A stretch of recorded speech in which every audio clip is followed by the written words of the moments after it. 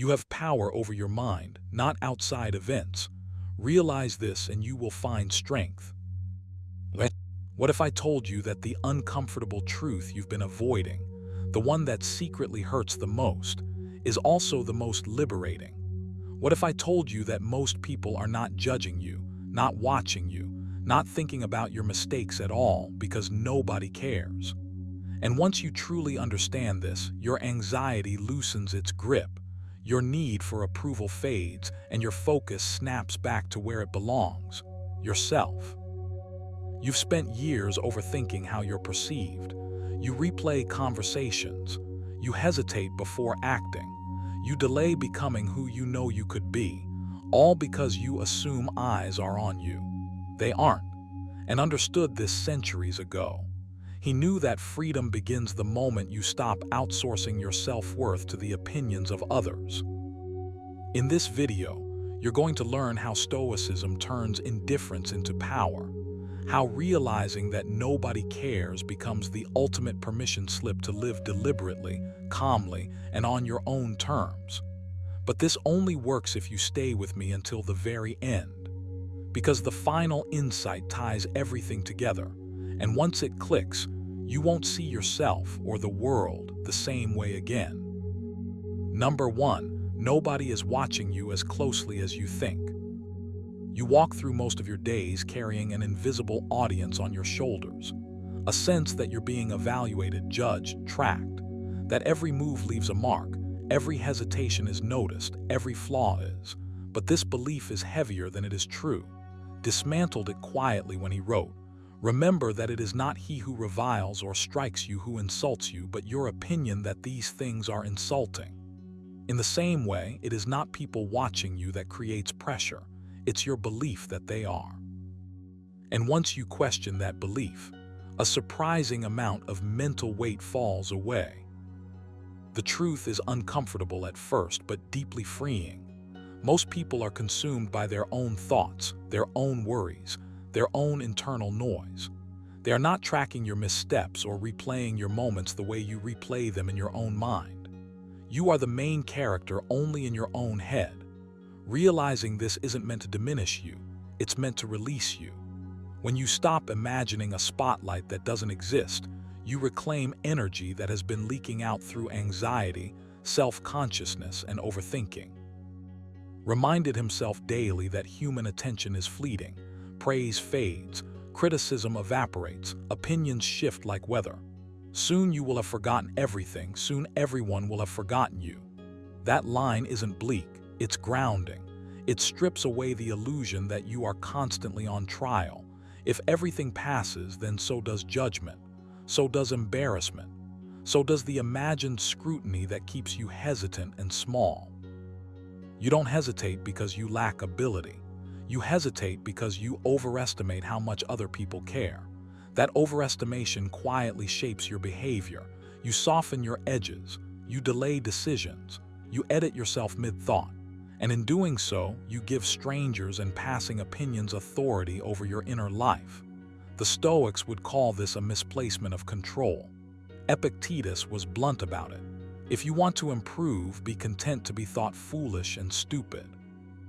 Not because foolishness is good, but because freedom requires indifference to imagined observers. Here's the shift you're invited to make. Move your focus inward where it belongs. Ask yourself not how you appear, but how you act. Not how you are perceived, but whether you are aligned. Emphasize this relentlessly. He didn't ask, "How do I look to them?" He asked, "Am I living according to reason and virtue?" That is the only audience the Stoics took seriously, their own conscience. When you adopt that orientation, your life becomes quieter, steadier, more deliberate. You train this mindset through repetition, not insight alone. One simple exercise is deliberate invisibility. Go through parts of your day reminding yourself no one is watching, and even if they were, it wouldn't matter. Let that thought loosen your posture, your breath, your urgency. Feel how much effort you've been spending on mental performance. Then withdraw that effort. Reinvest it in attention to your thoughts, your choices, your direction. Another practice is negative visualization, used often by the Stoics. Imagine being misunderstood. Imagine being ignored. Imagine being forgotten. Then notice something surprising: you are still here, still capable, still intact. Seneca wrote, "We suffer more often in imagination than in reality." When you rehearse the worst internally, you reduce its power externally. The fear dissolves because you see it for what it is, a story your mind keeps telling without evidence.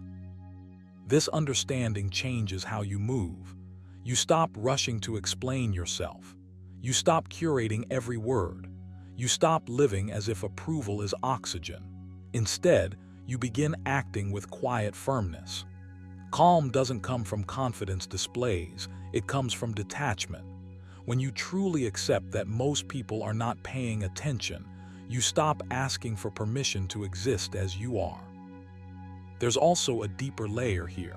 When you believe you're constantly being watched, you hand over your autonomy. You let external noise shape internal direction. Warned against this trap when he wrote, "I can control my thoughts as necessary. Then how can I be troubled?" Control begins when attention is reclaimed. And attention is reclaimed the moment you stop scattering it toward imagined judgments. You can practice this daily with a simple reflection. Ask yourself where you held back today, not because it was wise, but because you were afraid of how it would look.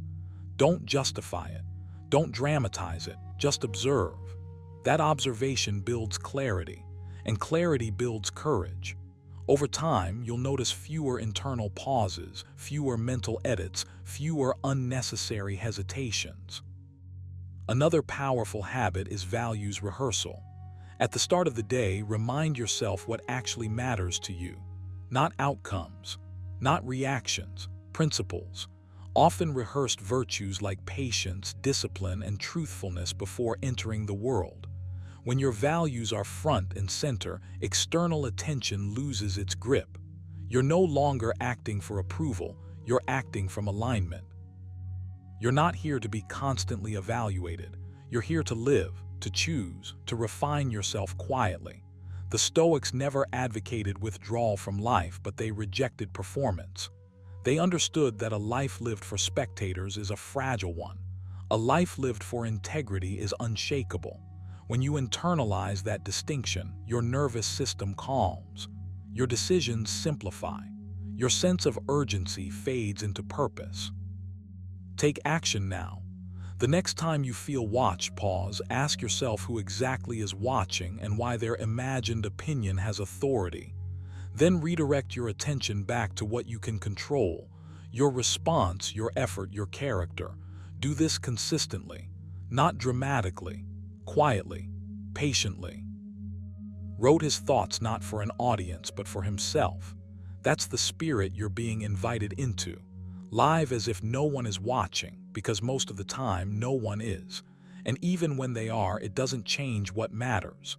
When you release the illusion of constant observation, you step into a deeper freedom. A freedom rooted not in rebellion, but in clarity. Focus on yourself. That's where your power has been waiting all along. Number 2, most opinions about you are fleeting and forgotten. Most opinions about you are fleeting and forgotten, yet you live as if they are permanent verdicts etched into stone. You move cautiously, second-guess yourself, replay moments in your mind, imagining judgment lingering long after it's passed. Saw through this illusion clearly. He wrote, "Soon you will have forgotten everything. Soon everyone will have forgotten you." That line isn't meant to depress you. It's meant to liberate you. Because the weight you place on how others see you is wildly disproportionate to how long those thoughts actually exist in their minds. Most judgments are momentary flashes, formed quickly, held briefly, replaced just as fast by something else. You assume people are studying you, analyzing you, holding onto opinions about you with the same intensity you hold onto them yourself. But that's projection. Everyone is absorbed in their own inner world, their own worries, their own self-image. The Stoics understood that human attention is short-lived and restless, reminded himself again and again that praise and blame are both echoes that fade. When you let this truth sink in, something inside you loosens. You stop performing. You stop editing yourself endlessly. You start breathing again. What traps you isn't other people's opinions, it's your imagination of their permanence. You give temporary thoughts long-term power. Epictetus was blunt about this. He said, "If anyone tells you that a certain person speaks ill of you, do not make excuses about what is said of you, but answer, 'He was ignorant of my other faults, else he would not have mentioned these alone.'" There's calm confidence in that response, not arrogance, perspective. It recognizes that opinions are partial, shallow, and incomplete by nature. Why would you build your identity on something so flimsy? The moment you accept that most opinions evaporate quickly, you regain control over your energy. You stop wasting emotional fuel on mental rehearsals that don't matter. You stop carrying invisible audiences into every decision. You realize that the pressure you feel isn't coming from the world. It's coming from your attachment to being perceived a certain way. The Stoics called this attachment a form of slavery. Not because people are cruel, but because you hand them power they never asked for and don't know they have. Think about how often you revisit something you did or said long after the moment has passed. You replay it. You analyze it. You wonder how it landed. Meanwhile, life keeps moving. Warned against this mental loop when he wrote, "Do not waste the remainder of your life in thoughts about others." That sentence is sharp for a reason. Time spent obsessing over opinions is time stolen from your own growth. You don't get it back. And worse, it trains you to live externally instead of internally. Here, where action begins. You don't free yourself from concern about opinions by pretending not to care. You free yourself by understanding they're true. Most thoughts people have about you don't survive the next distraction. Knowing this should change how you act today. Speak with more honesty. Move with more intention. Choose based on what aligns with your values, not what preserves a fragile image. Constantly return to this idea. Act in accordance with reason and virtue, and let everything else fall away. A powerful Stoic practice you can adopt is negative visualization, but not in the way it's usually framed. Instead of imagining worst-case outcomes, imagine opinions dissolving. Picture judgment arising, floating briefly, and then disappearing, because that's what actually happens. This mental rehearsal trains your nervous system to stop treating opinions as threats. Over time, your body stops reacting with tension. You respond instead of bracing. Calm replaces anxiety. Another habit worth building is selective attention. Epictetus taught that not everything deserves your notice. Ask yourself regularly, is this within my control? Other people's opinions never are. Your conduct always is. When you feel the pull to seek approval or fear disapproval, pause and redirect your focus to what you can govern, your effort, your integrity, your discipline. This redirection isn't passive. It's an active reclaiming of your mind. You'll notice something subtle when you stop centering opinions. Your confidence becomes quieter but stronger. You don't need constant reassurance. You don't crumble under criticism. You don't inflate under praise.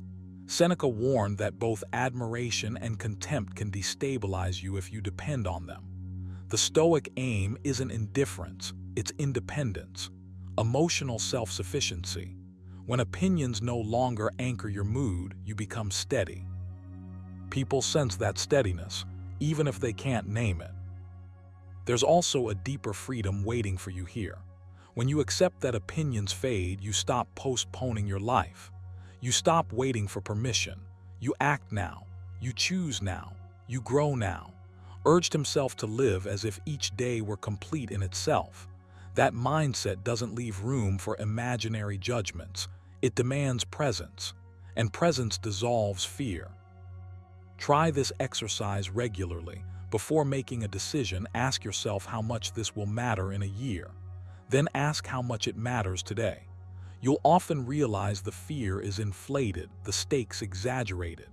This isn't about recklessness, it's about proportion. The Stoics were masters of scale. They zoomed out mentally to see how small most concerns really are. You should do the same. You don't need to harden yourself against the world. You need to stop overestimating it. Most people aren't watching. Most opinions aren't lasting. Most judgments aren't remembered. What remains is your character and how faithfully you live by it. Put it plainly, I do my duty, other things trouble me not. Let that be your anchor. So take the pressure off. Stop dragging imaginary audiences into your decisions. Stop living as if every moment is an evaluation. Focus on yourself, not in isolation, but in alignment. Build habits that strengthen your inner world. Reflect daily. Act deliberately. Let opinions pass like weather, because they will, whether you cling to them or not. When you finally accept how fleeting judgment is, you stop shrinking. You expand. You move forward with calm resolve. And in that state, you don't need approval. You have direction. Number 3, your worth is not created by external validation. Your worth is not created by external validation. And deep down, you already know this, even if your habits sometimes say otherwise. Wrote, I have often wondered how it is that every man loves himself more than all the rest of men, but yet sets less value on his own opinion of himself than on the opinion of others. That line cuts because it exposes a quiet contradiction. You claim to value yourself, yet you hand the final verdict on your worth to people who don't live inside your mind, don't carry your burdens, and won't be present at the end of your journey. The Stoics saw this as a fundamental error. When you allow validation from the outside to define you, you place your sense of self on unstable ground. And anything built on unstable ground will keep you anxious, reactive, and endlessly seeking. You feel this whenever approval becomes oxygen, when attention lifts you up and silence makes you uneasy, when praise energizes you and indifference drains you. This is not strength, it's dependence. Epictetus warned, if you want to improve, be content to be thought foolish and stupid. Why would he say that? Because freedom begins the moment you stop outsourcing your self-assessment. The moment you decide that your value doesn't rise or fall based on reactions, applause, or acknowledgement, something inside you relaxes. You stop performing. You stop contorting yourself to be palatable. You begin to stand still within yourself. External validation is tempting because it's immediate. It feels like proof, but it's also fleeting and unreliable. One moment you're approved, the next you're ignored. Reminded himself daily that opinions are impressions, not facts. Everything we hear is an opinion, not a fact. Everything we see is a perspective, not the truth. When you let opinions define your worth, you allow shifting perspectives to dictate your inner state. That's a recipe for restlessness. Stoicism teaches you to reverse this pattern, to anchor your value in what you control. Your character, your effort, your discipline, your integrity. This is where your power returns. When you stop asking, how am I being perceived? And start asking, am I living according to my values? The noise fades. You no longer need to be constantly reassured. You no longer chase confirmation that you matter, you already know. And knowing that internally is far more stabilizing than hearing it externally. Seneca said, the wise man is content with himself. Content doesn't mean complacent. It means rooted. It means your sense of worth doesn't wobble every time attention shifts elsewhere. Be honest with yourself. Notice how often your actions are subtly shaped by the hope of approval. Notice how quickly your mood changes based on response, or lack of it. The Stoics would tell you not to condemn this, but to observe it clearly. Awareness is the first discipline. Treated self-observation as a daily practice, not a one-time realization. When you catch yourself seeking validation, pause. Ask yourself why you need someone else to confirm what should already be settled within you. Here's a practical exercise to begin dismantling this habit. For a moment each day, reflect on one action you took that aligned with your values, regardless of whether it was noticed. Sit with that. Let it register. This trains your mind to associate worth with alignment, not recognition. Over time, your nervous system starts to detach from external feedback loops. You become calmer, more grounded, less reactive. Another exercise is negative visualization, not of loss, but of indifference. Imagine being unseen, unacknowledged, and still acting with discipline, honesty, and effort. The Stoics practice this to build inner resilience. When you rehearse emotional independence, you reduce your fear of being overlooked. And once that fear loses its grip, validation loses its leverage. This doesn't mean you reject all feedback or isolate yourself emotionally. Stoicism isn't withdrawal, it's sovereignty. You can appreciate praise without needing it. You can hear criticism without being dismantled by it. Advised, if anyone can refute me, show me I'm making a mistake or looking at things from the wrong perspective, I'll gladly change. Notice the confidence in that statement. There's no desperation there, no hunger for approval, just commitment to truth and self-correction. When your worth is internal, your behavior changes. You stop oversharing to be understood. You stop explaining yourself to be accepted. You move with quiet certainty. People sense this. Ironically, the less you seek validation, the more respect you command. But even that becomes irrelevant because your motivation has shifted. You're no longer driven by reaction. You're guided by principle. Take action today by setting a private standard for yourself. Not a public image, not a persona. A standard rooted in character. Decide what qualities you respect in yourself. Discipline, honesty, restraint, effort, and measure your days by those metrics alone. Epictetus said, "Don't explain your philosophy, embody it." Embodiment doesn't require applause. It requires consistency. There will be moments when silence feels uncomfortable, when recognition doesn't come, when you wonder if what you're doing even matters. This is where Stoic philosophy becomes practical, not theoretical. Remind yourself that value is not created by being seen, it's created by being aligned. Your actions matter because you choose them, not because they're acknowledged. That shift alone will free enormous mental energy. Practice withholding self-judgment based on outcomes and reactions. Judge only effort and intention. At the end of the day, ask yourself one simple question: did I act according to my values today? If the answer is yes, rest easy. If not, correct course tomorrow. This is Stoic self-respect in action. Quiet, firm, unshakable. Lived surrounded by opinions, praise, criticism, and scrutiny. Yet he constantly reminded himself to turn inward. Nowhere can a man find a quieter or more untroubled retreat than in his own soul. That retreat is always available to you too. But you only gain access when you stop seeking permission to feel worthy. Nobody cares in the way your anxious mind imagines, and that's not an insult, it's freedom. It means you're released from performing, released from proving, released from chasing. Focus on yourself, build your character, anchor your worth internally. When you do, you stop asking the world who you are. You already know. Number 4. The mind suffers more from imagined judgment than real criticism.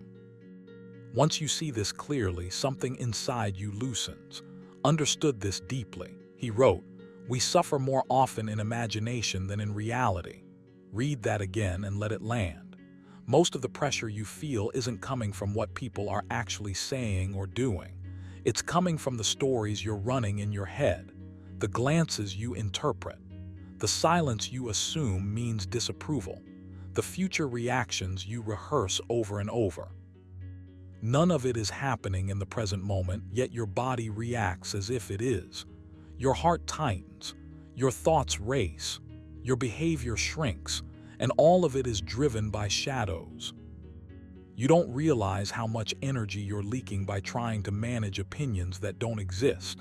The Stoics would tell you that this is the mind turning against itself.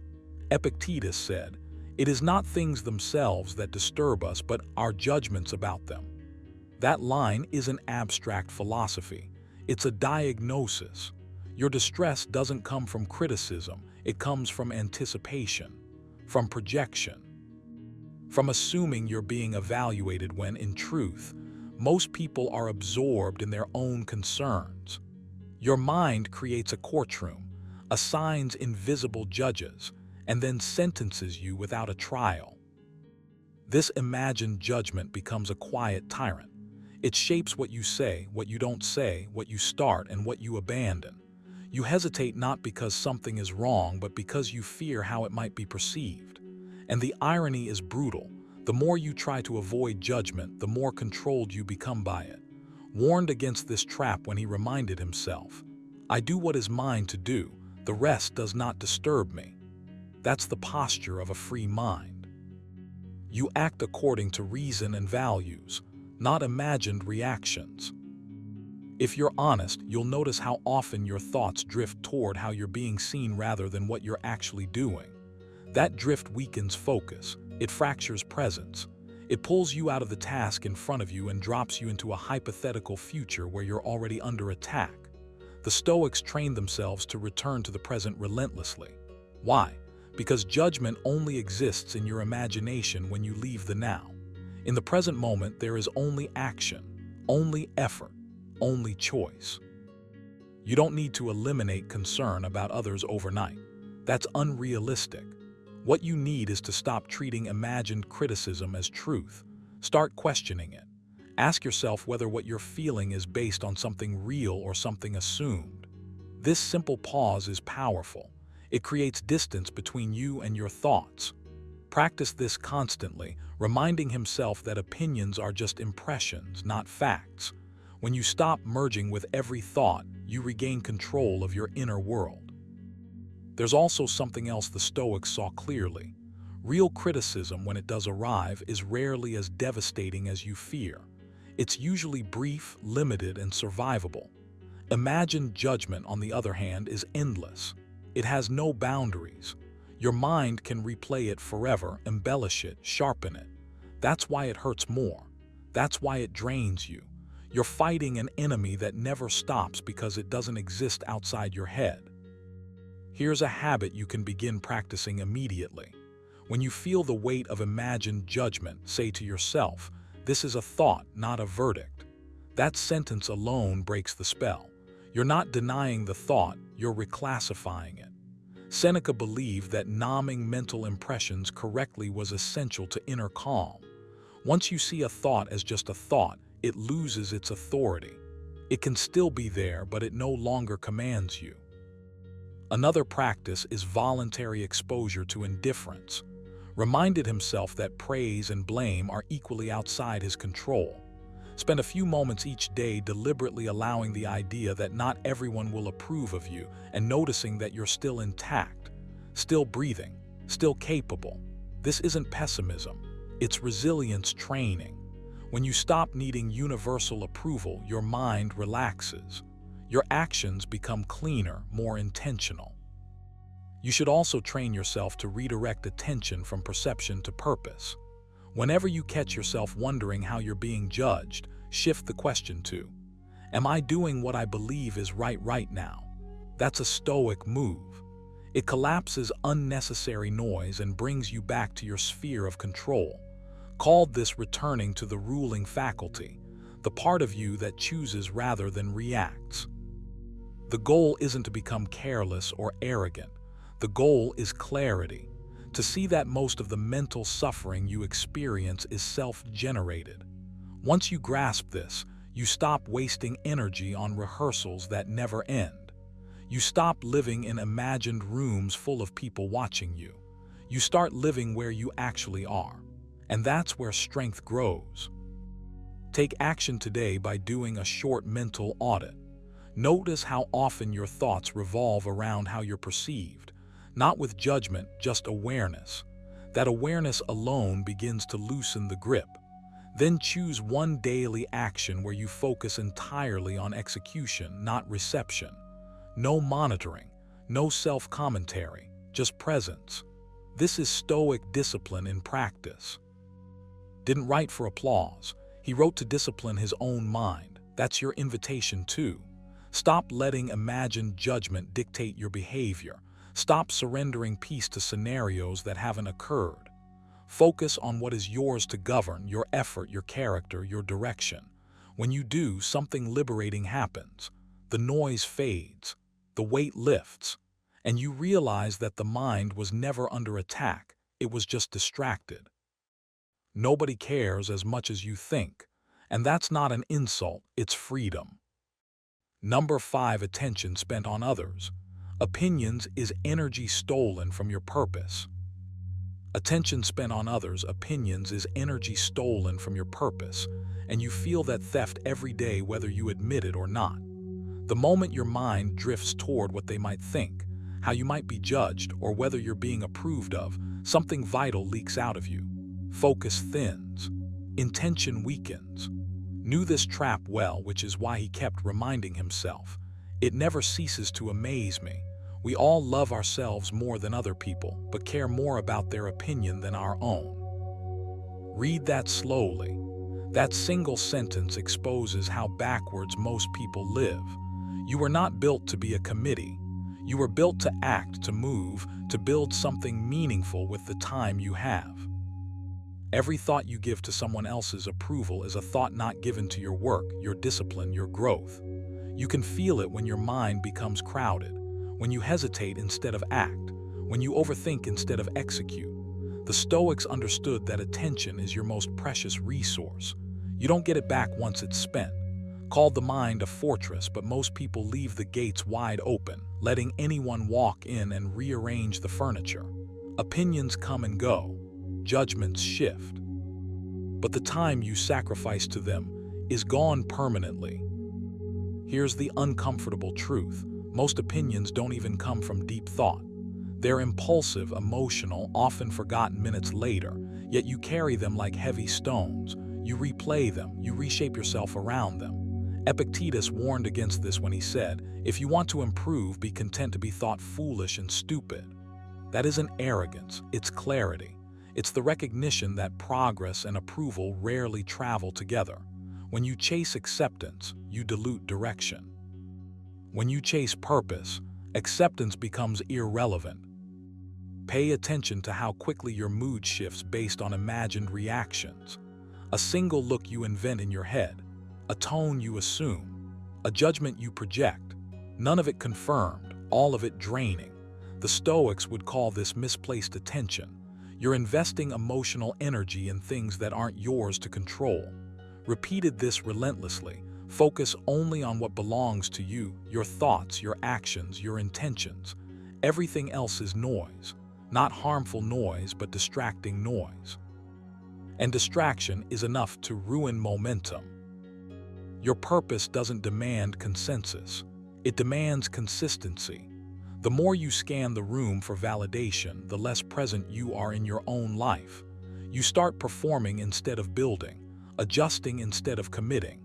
Over time, this creates a quiet resentment toward yourself. You feel it when you realize you've been busy but not fulfilled, active but not aligned. That's the cost of divided attention. The Stoics didn't isolate themselves from society, but they refused to outsource their self-worth to it. Seneca put it bluntly, "No man is free who is not master of himself." If opinions control your emotional state, then you're not in charge. And if you're not in charge, your purpose will always come second. Freedom, in the Stoic sense, begins the moment you stop letting external voices dictate internal direction. You don't need to silence the world. You need to stop consulting it unnecessarily. There's a difference. Most of what occupies your mental space doesn't require a response, an adjustment, or even acknowledgement. Advised himself to ask, "Does this really deserve my attention?" Make that question a habit. Ask it whenever your mind drifts outward instead of forward. That single pause reclaims power. Here's a practical exercise you can start immediately. For 1 week, notice how often your thoughts revolve around how you are perceived.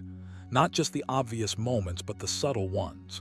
The mental rehearsals, the imagined reactions. Each time you catch it, don't judge yourself, just redirect. Bring your attention back to the task in front of you. This is attention training. The Stoics believed the mind could be disciplined like the body. This is how you begin. Another exercise is intentional narrowing. Choose one daily action that directly serves your long-term direction. 1. When your attention starts wandering, anchor it back to that action, not emotionally, practically. Purpose isn't found by thinking about it, it's built through repeated focus. Reminded himself, concentrate every minute like a Roman on doing what's in front of you with precise and genuine seriousness. That's not poetic advice, it's operational. You'll notice resistance at first, a subtle anxiety when you stop monitoring opinions, a feeling of exposure. That's normal. You've trained yourself to seek reassurance. Now you're training yourself to stand alone. The discomfort isn't danger, it's withdrawal from a dependency. And on the other side of it is clarity, calm, direction. The less you feed your attention to others' opinions, the stronger your internal compass becomes.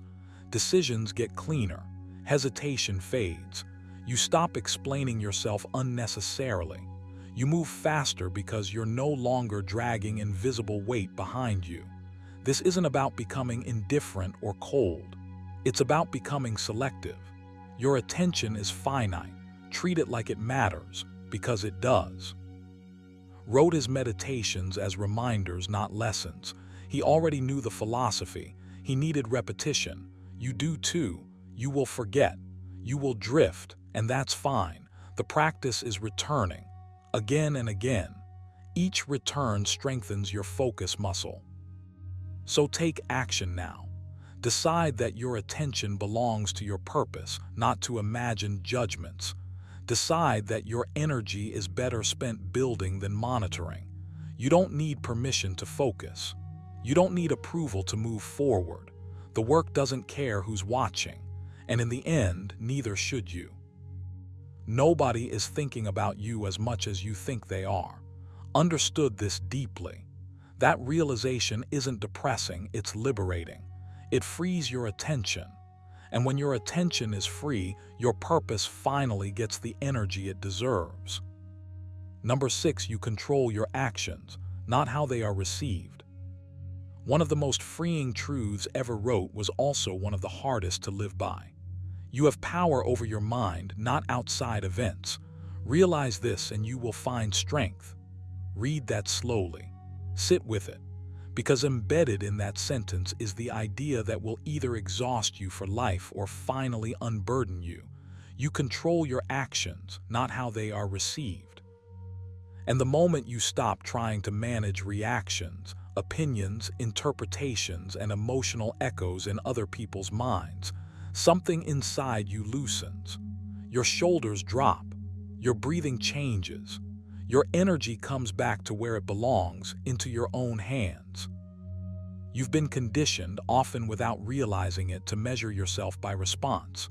Approval becomes proof. Disapproval feels like failure. Silence feels like rejection. But Stoicism dismantles this reflex completely. It asks you to separate what is yours from what never was. Your choices, your effort, your restraint, your intention, these are yours. How they land, how they're twisted, praised, ignored, or misunderstood, that belongs to the world.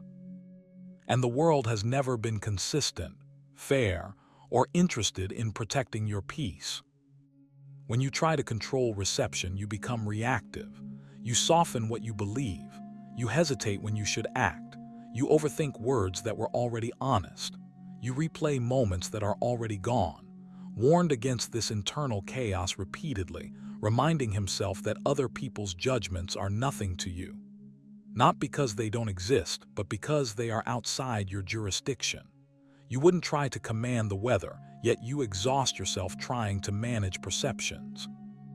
That contradiction is the source of so much quiet misery. Here's the shift Stoicism demands of you. Act with integrity, then release the outcome. Not emotionally detach in a cold way, but consciously let go. Epictetus was relentless about this. He taught that freedom begins when you stop confusing effort with outcome. You are responsible for the arrow leaving the bow, not where the wind carries it. When you internalize this, your behavior becomes cleaner. You stop performing. You stop negotiating your values for applause.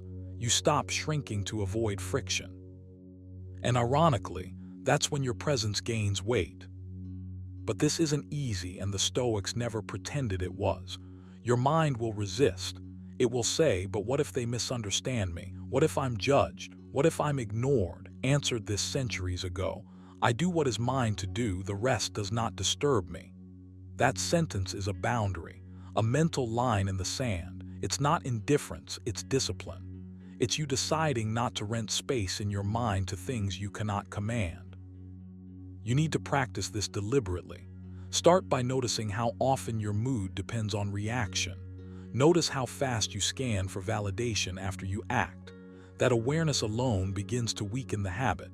Then train yourself to pause after action and say, I've done my part, not with arrogance, with calm finality.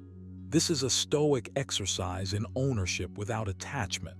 You own your conduct fully, then you let go fully. Half ownership is what creates anxiety.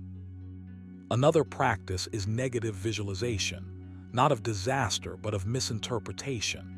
Imagine your actions being received poorly, dismissed, or misunderstood, and then remind yourself that your duty remains unchanged. Use this method constantly to harden his resolve without bitterness. When you rehearse non-approval mentally, you become less dependent on it emotionally. You stop being surprised by it. You stop fearing it. And fear is what usually makes you bend. You also need to simplify your internal scoreboard. Right now, it may be cluttered with invisible judges. Stoicism asks you to replace all of them with one question. Was this in accordance with reason and virtue? That's it. That's the entire evaluation. Seneca believed that a person who lives by this standard becomes unshakable because their sense of worth is internally sourced. External reactions become background noise, not guiding signals. This doesn't mean you become reckless or insensitive. It means you become precise. You speak when it's right to speak. You act when it's right to act. And you accept that reception is filtered through other people's fears, expectations, wounds, and projections, none of which are yours to manage. When you stop personalizing response, you stop internalizing distortion. That alone clears an enormous amount of mental fog. There's a quiet confidence that emerges when you live this way. You don't rush to explain yourself. You don't chase agreement. You don't need to correct every misunderstanding. Reminded himself that time will reveal what is real without your interference. When you trust that, you stop forcing clarity. You allow your actions to stand on their own. That restraint is not weakness. It's strength under control. Try this exercise daily. Before acting, set your intention clearly. After acting, detach consciously. Say it internally if you must. This is no longer mine. Repeat it until it becomes reflex. Over time, you'll feel less pulled by reactions, less drained by outcomes, less fractured by noise. You'll start moving through life with a steadier rhythm because your energy is no longer leaking outward. Another powerful habit is to limit rumination. When your mind starts replaying how something was received, interrupt it with reason. Ask, is this within my control right now? If the answer is no, end the loop. This is straight from Epictetus' playbook. Rumination feels productive, but it's usually just disguised helplessness. Cut it off. Return to what you can shape, your next action, your next decision, your next moment of discipline. Wrote his meditations not for praise, but to remind himself how easily the mind drifts toward external dependence. You're no different. The practice is ongoing. But every time you choose to anchor yourself in what you control, you reclaim a piece of your freedom. You become less reactive, more deliberate, more centered. Nobody cares in the way your anxious mind imagines. And that's not an insult, it's a gift. It means you're free to focus on your conduct instead of your reception. You're free to live deliberately instead of perform endlessly. You're free to act with clarity and let the world do what it always does. Interpret, misinterpret, forget, move on. Take that freedom seriously. Guard it. Build habits that reinforce it. Control your actions. Release the rest. That is Stoic strength. And once you experience it, you'll never want to go back. Number 7. Chasing approval makes you a slave to chance. Chasing approval makes you a slave to chance because the moment you hand your peace over to other people's opinions, you give up control of your inner life. You already feel this, even if you haven't named it that way. There's a subtle tension that shows up when your mood depends on reactions, when your confidence rises and falls based on how you're perceived. Saw this clearly when he wrote, "I have often wondered how it is that every man loves himself more than all the rest of men, but yet sets less value on his own opinion of himself than on the opinion of others." That line isn't just observation, it's a warning. When you value external approval more than your own judgment, you begin living, not deliberately. Approval is unstable by nature. It shifts with moods, trends, misunderstandings, and projection. You can do the same thing twice and receive opposite reactions. When your sense of worth is tied to something that random, you're essentially gambling your emotional state every day. That's why the Stoics emphasized internal authority. Epictetus reminded his students, "If you want to improve, be content to be thought foolish and stupid."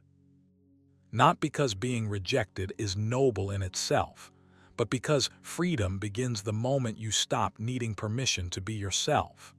When approval becomes the goal, authenticity quietly leaves the room. You don't notice this slavery immediately. It disguises itself as being considerate, adaptable, easygoing. But over time, you start editing yourself. You hesitate before speaking. You second-guess your instincts. You scan the room before deciding how to act. And the more you do this, the more disconnected you feel from your own center.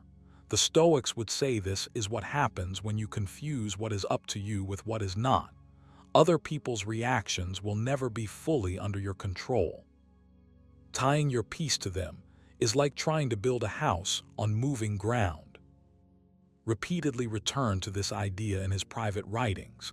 It never ceases to amaze me. We all love ourselves more than other people, but care more about their opinion than our own. Think about what that does to you over time. You stop asking, "Is this right?" and start asking, "Will this be accepted?" That shift alone can slowly hollow you out. You may still be busy. You may still be praised, but inside there's a quiet restlessness because you're no longer living from principle, you're performing. Here's the hard truth the Stoics would want you to face calmly. Approval doesn't make you secure, it makes you dependent. And dependence is the opposite of strength. Seneca warned, "He who depends on another's approval lives in constant anxiety." When your sense of value is outsourced, you're always waiting. Waiting to be liked. Waiting to be validated. Waiting to be reassured. That waiting drains energy you could be using to build something solid within yourself. The way out isn't rebellion or indifference for show. It's discipline, internal discipline. You begin by reclaiming your right to self-judgment. Instead of asking whether you were liked today, ask whether you acted in accordance with your values. That's a powerful shift. Advised, if you are doing your proper work, do not care whether you are cold or warm or hungry or sleepy. He was pointing to something deeper. When your focus is right action, external feedback becomes background noise. You can train this mindset deliberately. One practical exercise is daily intention setting. Before the day begins, decide what qualities you will embody regardless of response. Calm, honesty, self-restraint, courage, not outcomes, qualities. This anchors you. When reactions fluctuate, you return to your intention instead of reacting emotionally. Over time, this builds a quiet confidence that doesn't need applause. Another exercise is negative visualization, a classic Stoic practice. Briefly imagine acting in alignment with your principles and receiving no approval at all. No recognition, no affirmation. Sit with that feeling. Notice that you remain intact. Your character isn't damaged. Your breath still moves. This weakens the emotional grip approval has over you. Epictetus taught that what you can endure without resentment loses its power over you. You also need to become comfortable with being misunderstood. The Stoics accepted this as inevitable. Wrote, "Be content to seem what you really are." Not everyone will interpret you correctly, and that's not a problem to be solved. It's a reality to be accepted. When you stop trying to manage impressions, you free up enormous mental space. That space can be used for growth, clarity, and self-command. Chasing approval keeps you externally busy but internally passive. Focusing on yourself does the opposite. It makes you internally active and externally steady. This doesn't mean isolating yourself or becoming cold. It means choosing self-respect over social currency. The Stoics believed that dignity comes from consistency, not popularity.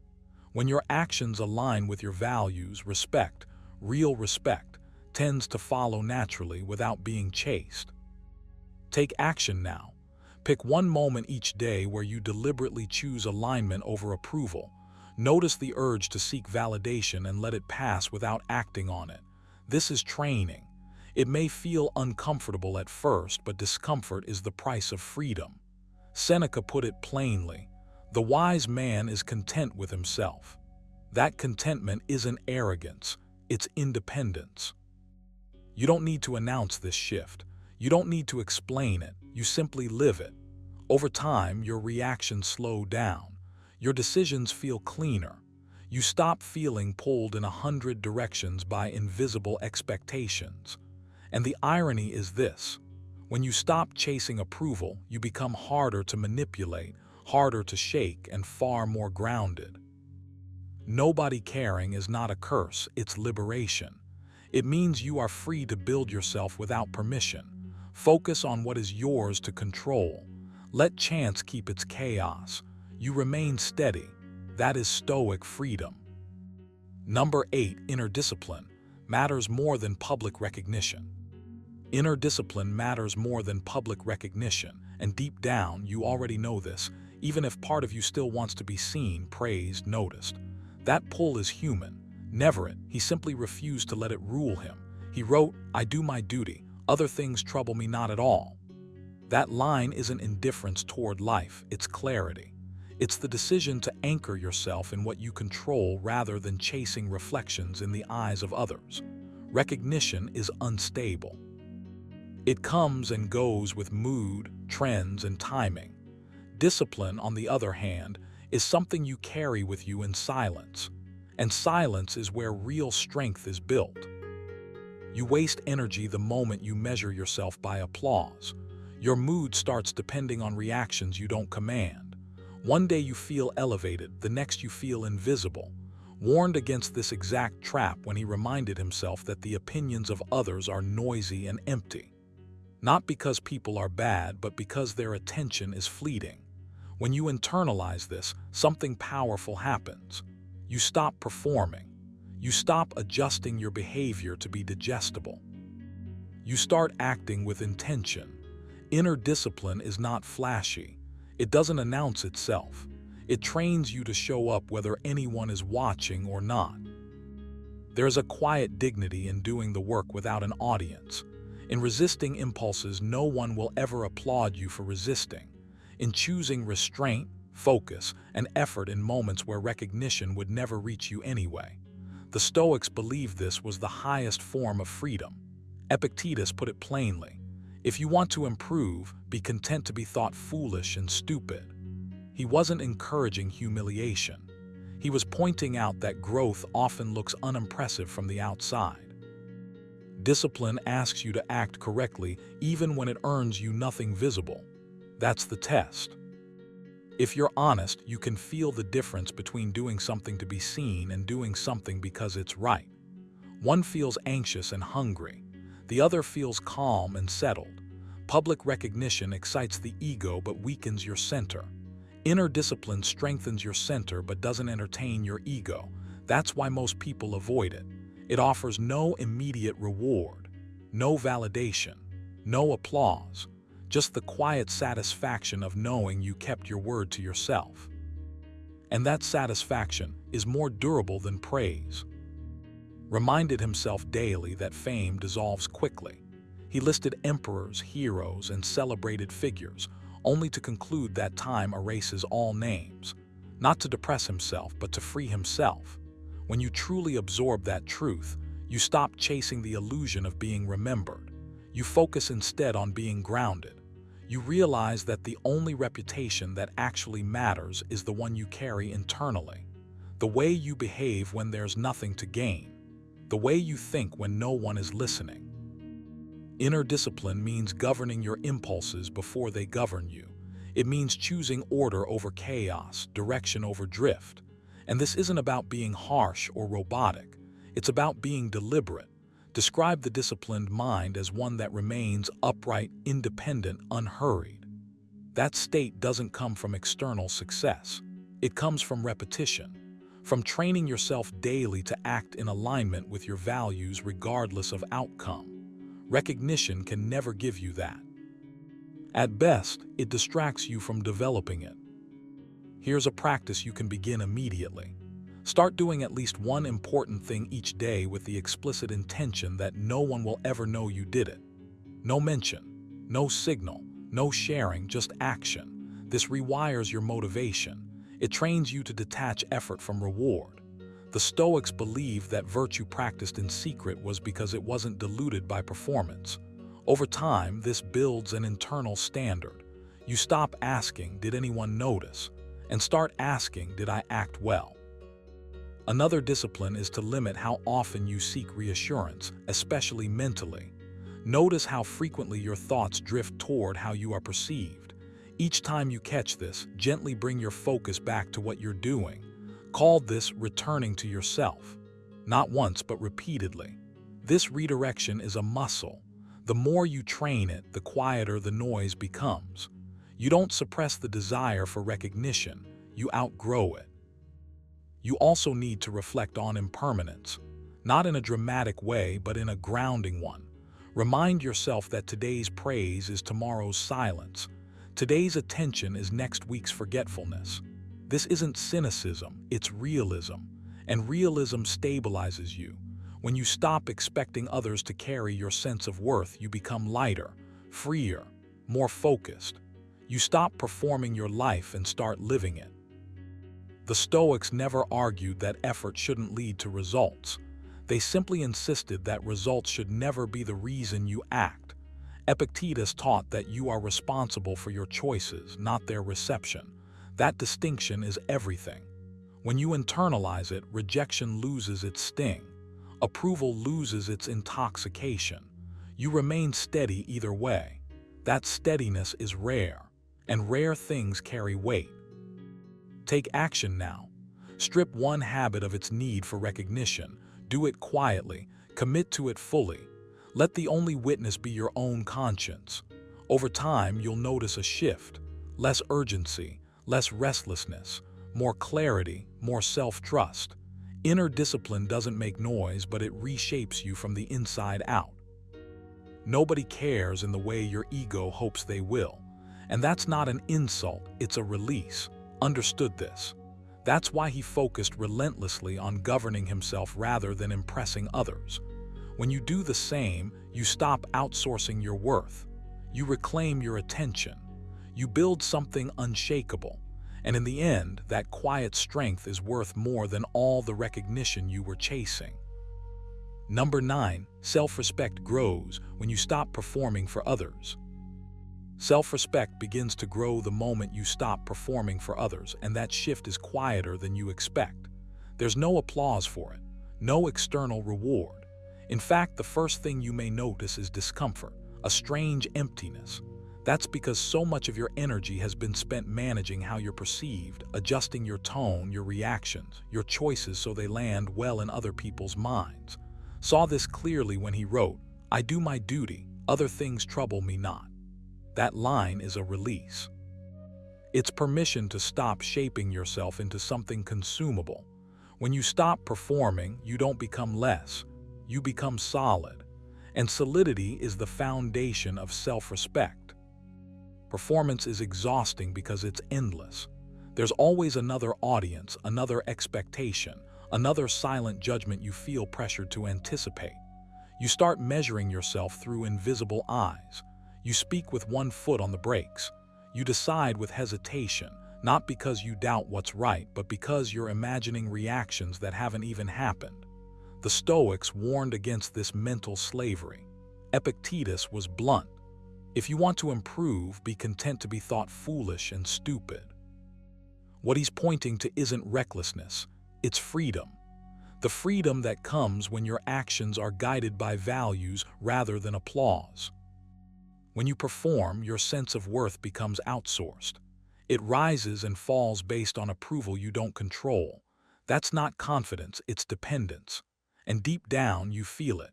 You feel the instability. Self-respect can't grow in borrowed soil. It needs internal ground. Reminded himself again and again that the opinions of others are fleeting impressions, not truths. Once you absorb that, truly absorb it, you stop contorting yourself to be liked. You start asking a different question, not how will this look, but is this aligned with who I choose to be? Stopping performance doesn't mean withdrawing or becoming cold. It means showing up without masks. It means acting without rehearsing for approval. At first, this feels risky. Your mind will tell you that you'll lose something if you don't manage perception. But what you actually lose is friction, the constant internal tension of trying to be acceptable. Seneca captured this beautifully when he wrote, "He who is everywhere is nowhere." When you try to be everything to everyone, you abandon yourself. When you stop, you return. Here's the hard truth the Stoics understood. Nobody is watching you as closely as you think. And even if they were, it wouldn't matter. Their attention is temporary. Their interpretation's unstable. Wrote, "Soon you will have forgotten everything. Soon everyone will have forgotten you." That's not nihilism, it's clarity. It strips away the illusion that your life is a stage. Once that illusion fades, your actions become simpler, cleaner, and more honest. Self-respect grows naturally when your behavior stops being a performance and starts being an expression. You can feel this shift when you stop explaining yourself unnecessarily, when you let silence stand without rushing to fill it, when you choose actions because they're right for you, not because they'll be well received. These moments rebuild your internal authority. Epictetus taught that freedom begins with distinguishing what's within your control from what is. Other people's opinions aren't yours to manage. The moment you stop trying, you reclaim enormous energy. That energy feeds discipline, clarity, and calm. There's a powerful daily exercise you can adopt. Before you speak or act, pause and ask yourself one question. Am I doing this to be aligned or to be approved? That pause is everything. It interrupts old patterns. It forces honesty. You won't get it right every time, and that's fine. Progress isn't perfection, it's awareness. Over time, that question rewires how you move through the world. Another practice is intentional invisibility.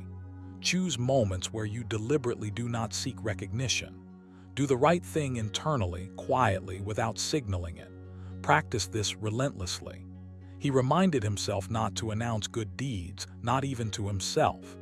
This trains your nervous system to detach self-worth from visibility. And the less you crave being seen, the stronger you feel when you are. You'll also need to confront the fear underneath performance, the fear of being misunderstood. The Stoics accepted this as inevitable, wrote that people will misunderstand you no matter what you do. So the question becomes, will you betray yourself trying to manage misunderstanding, or will you stand firm and let opinions pass? Self-respect grows when you choose the second path, not aggressively, calmly, without bitterness. As you stop performing, something subtle changes in how you carry yourself. Your words slow down, your reactions soften, you stop. This isn't indifference, it's groundedness. Seneca said, "The greatest power is to be inwardly free." Inward freedom is what people sense as presence. It's not charisma, it's not dominance, it's coherence, and coherence commands respect without asking for it. Take action today. Identify one area where you're still performing, just one. Decide that for the next few days you'll act there without managing perception. No justifying, no preemptive explanations. Let discomfort arise and pass. Observe it like a Stoic without drama. That discomfort is the sound of old conditioning loosening its grip. You don't need to announce this change. You don't need validation for it. In fact, the less anyone notices, the more powerful it is. Self-respect isn't built in public moments.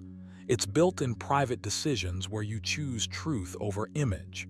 Understood that the strongest man isn't the one who's praised, but the one who doesn't need to be. Nobody cares as much as you think, and that's good news.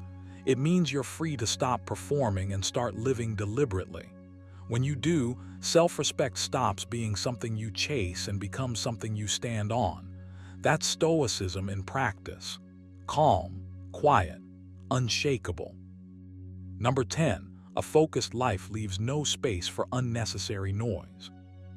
A focused life leaves no space for unnecessary noise, and once you truly understand this, something inside you settles. You stop feeling pulled in every direction. You stop reacting to everything that tries to grab your attention. Reminded himself, you could leave life right now.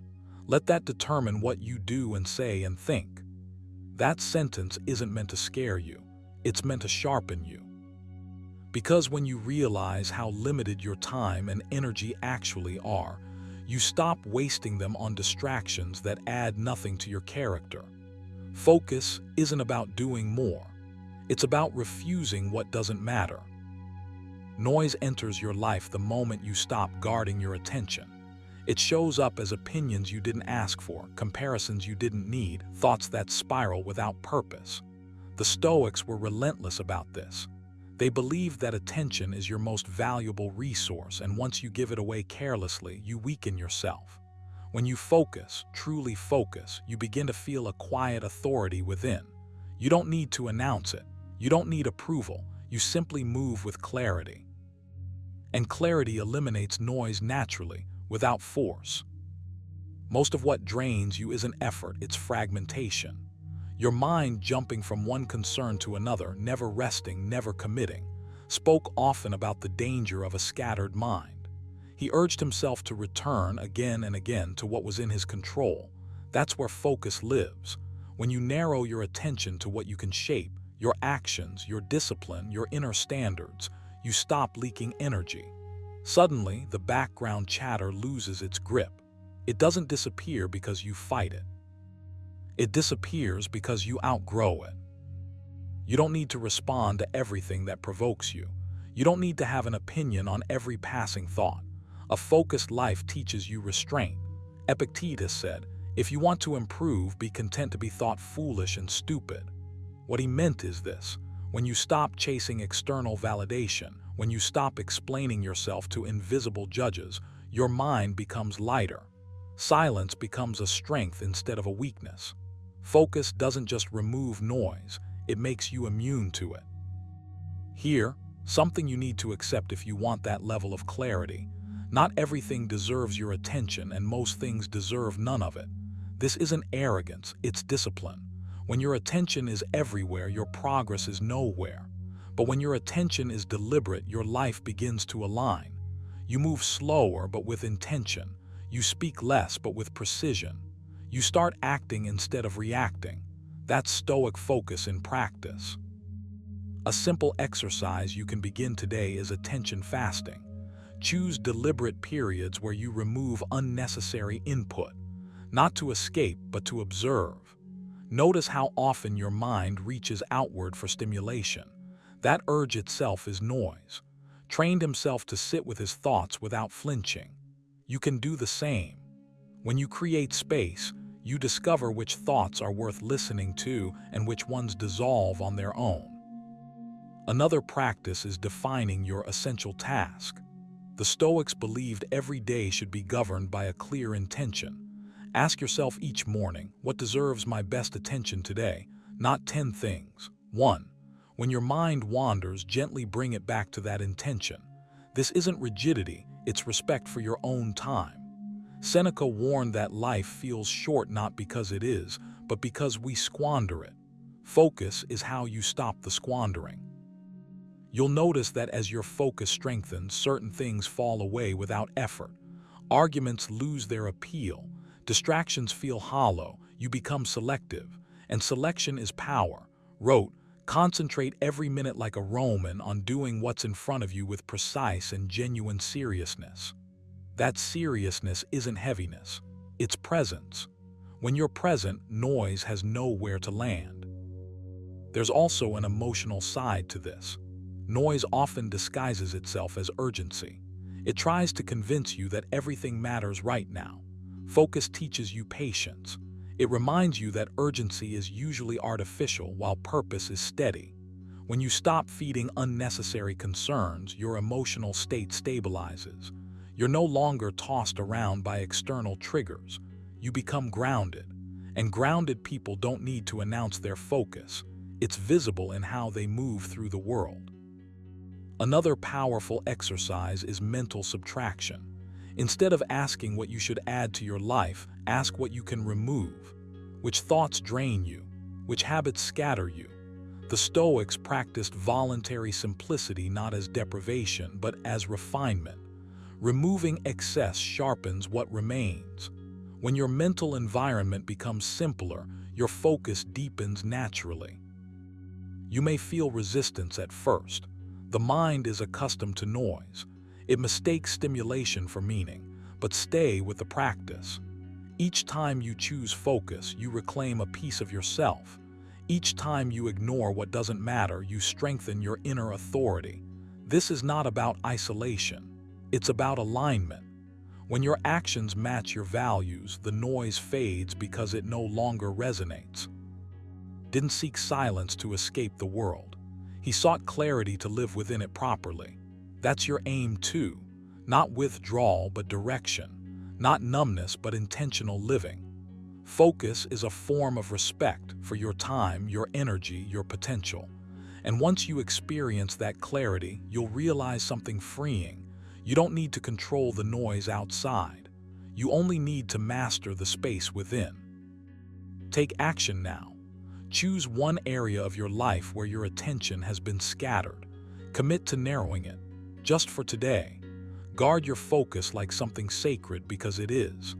A focused life doesn't just remove noise, it reveals who you are when nothing unnecessary is left. And that version of you is calm, deliberate, and quietly unstoppable. Before you leave, remember this. The moment you truly accept that nobody is coming to validate you, something powerful happens. You stop performing.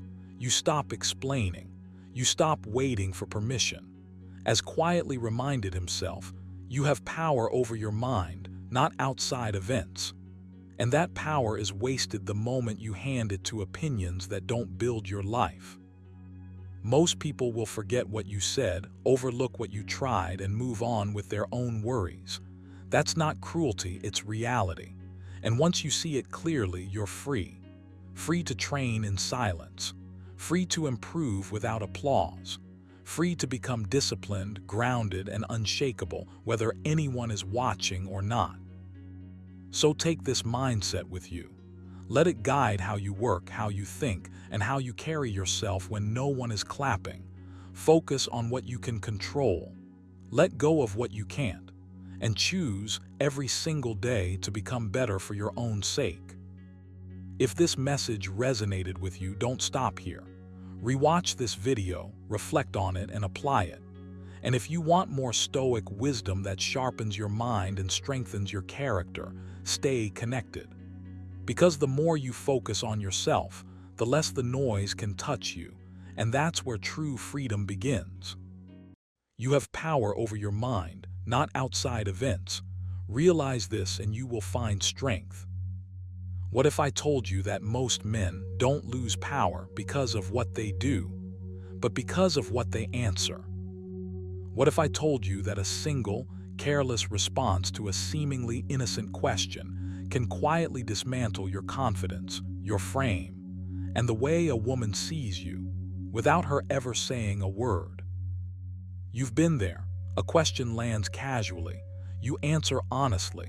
Instantly, the energy shifts. Respect fades. Attraction cools. And you can't explain why, only that something was lost in that moment. This isn't about manipulation.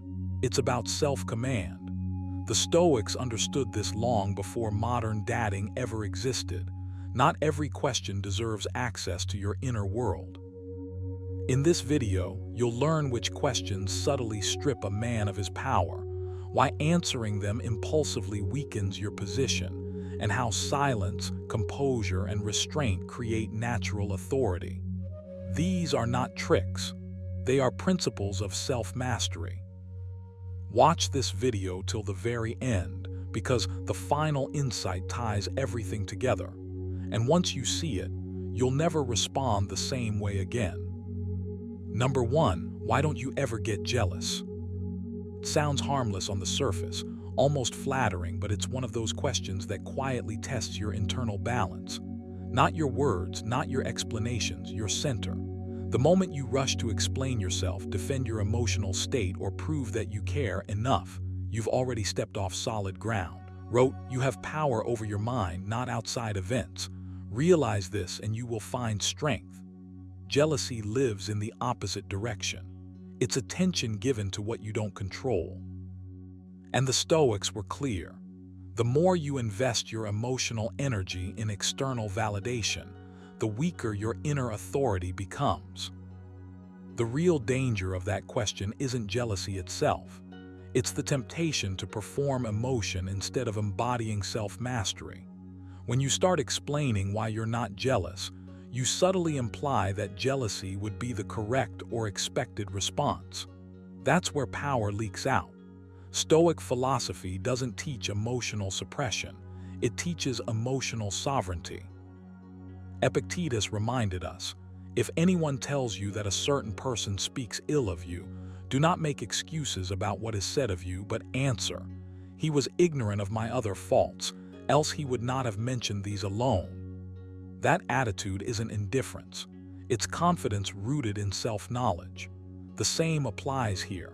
A calm lack of jealousy signals that your sense of worth isn't negotiated through external behavior. Jealousy often disguises itself as care, but Stoicism exposes it as fear. Fear of loss, fear of comparison, fear of inadequacy. When you explain why you don't feel jealous, you're pulled into defending yourself against an unspoken accusation. If you're not jealous, do you even care? That's a trap. Care and insecurity are not the same thing. The Stoics understood that attachment to outcomes is the source of inner disturbance. Warned, do not allow your mind to be enslaved by passions.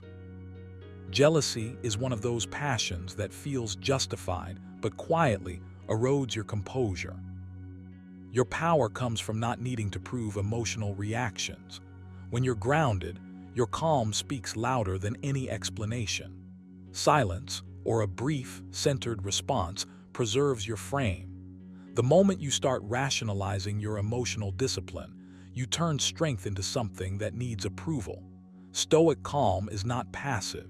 It's active restraint. It's choosing not to hand over your emotional steering wheel to someone else's curiosity or insecurity. This is where action matters. You don't build this kind of composure by memorizing lines or rehearsing clever replies. You build it by training your inner posture. One practical exercise is negative visualization, a core Stoic practice. Spend time contemplating loss, not to scare yourself, but to remind yourself that nothing external defines you. When you've already accepted impermanence internally, jealousy loses its grip. You stop reacting because you're not clinging.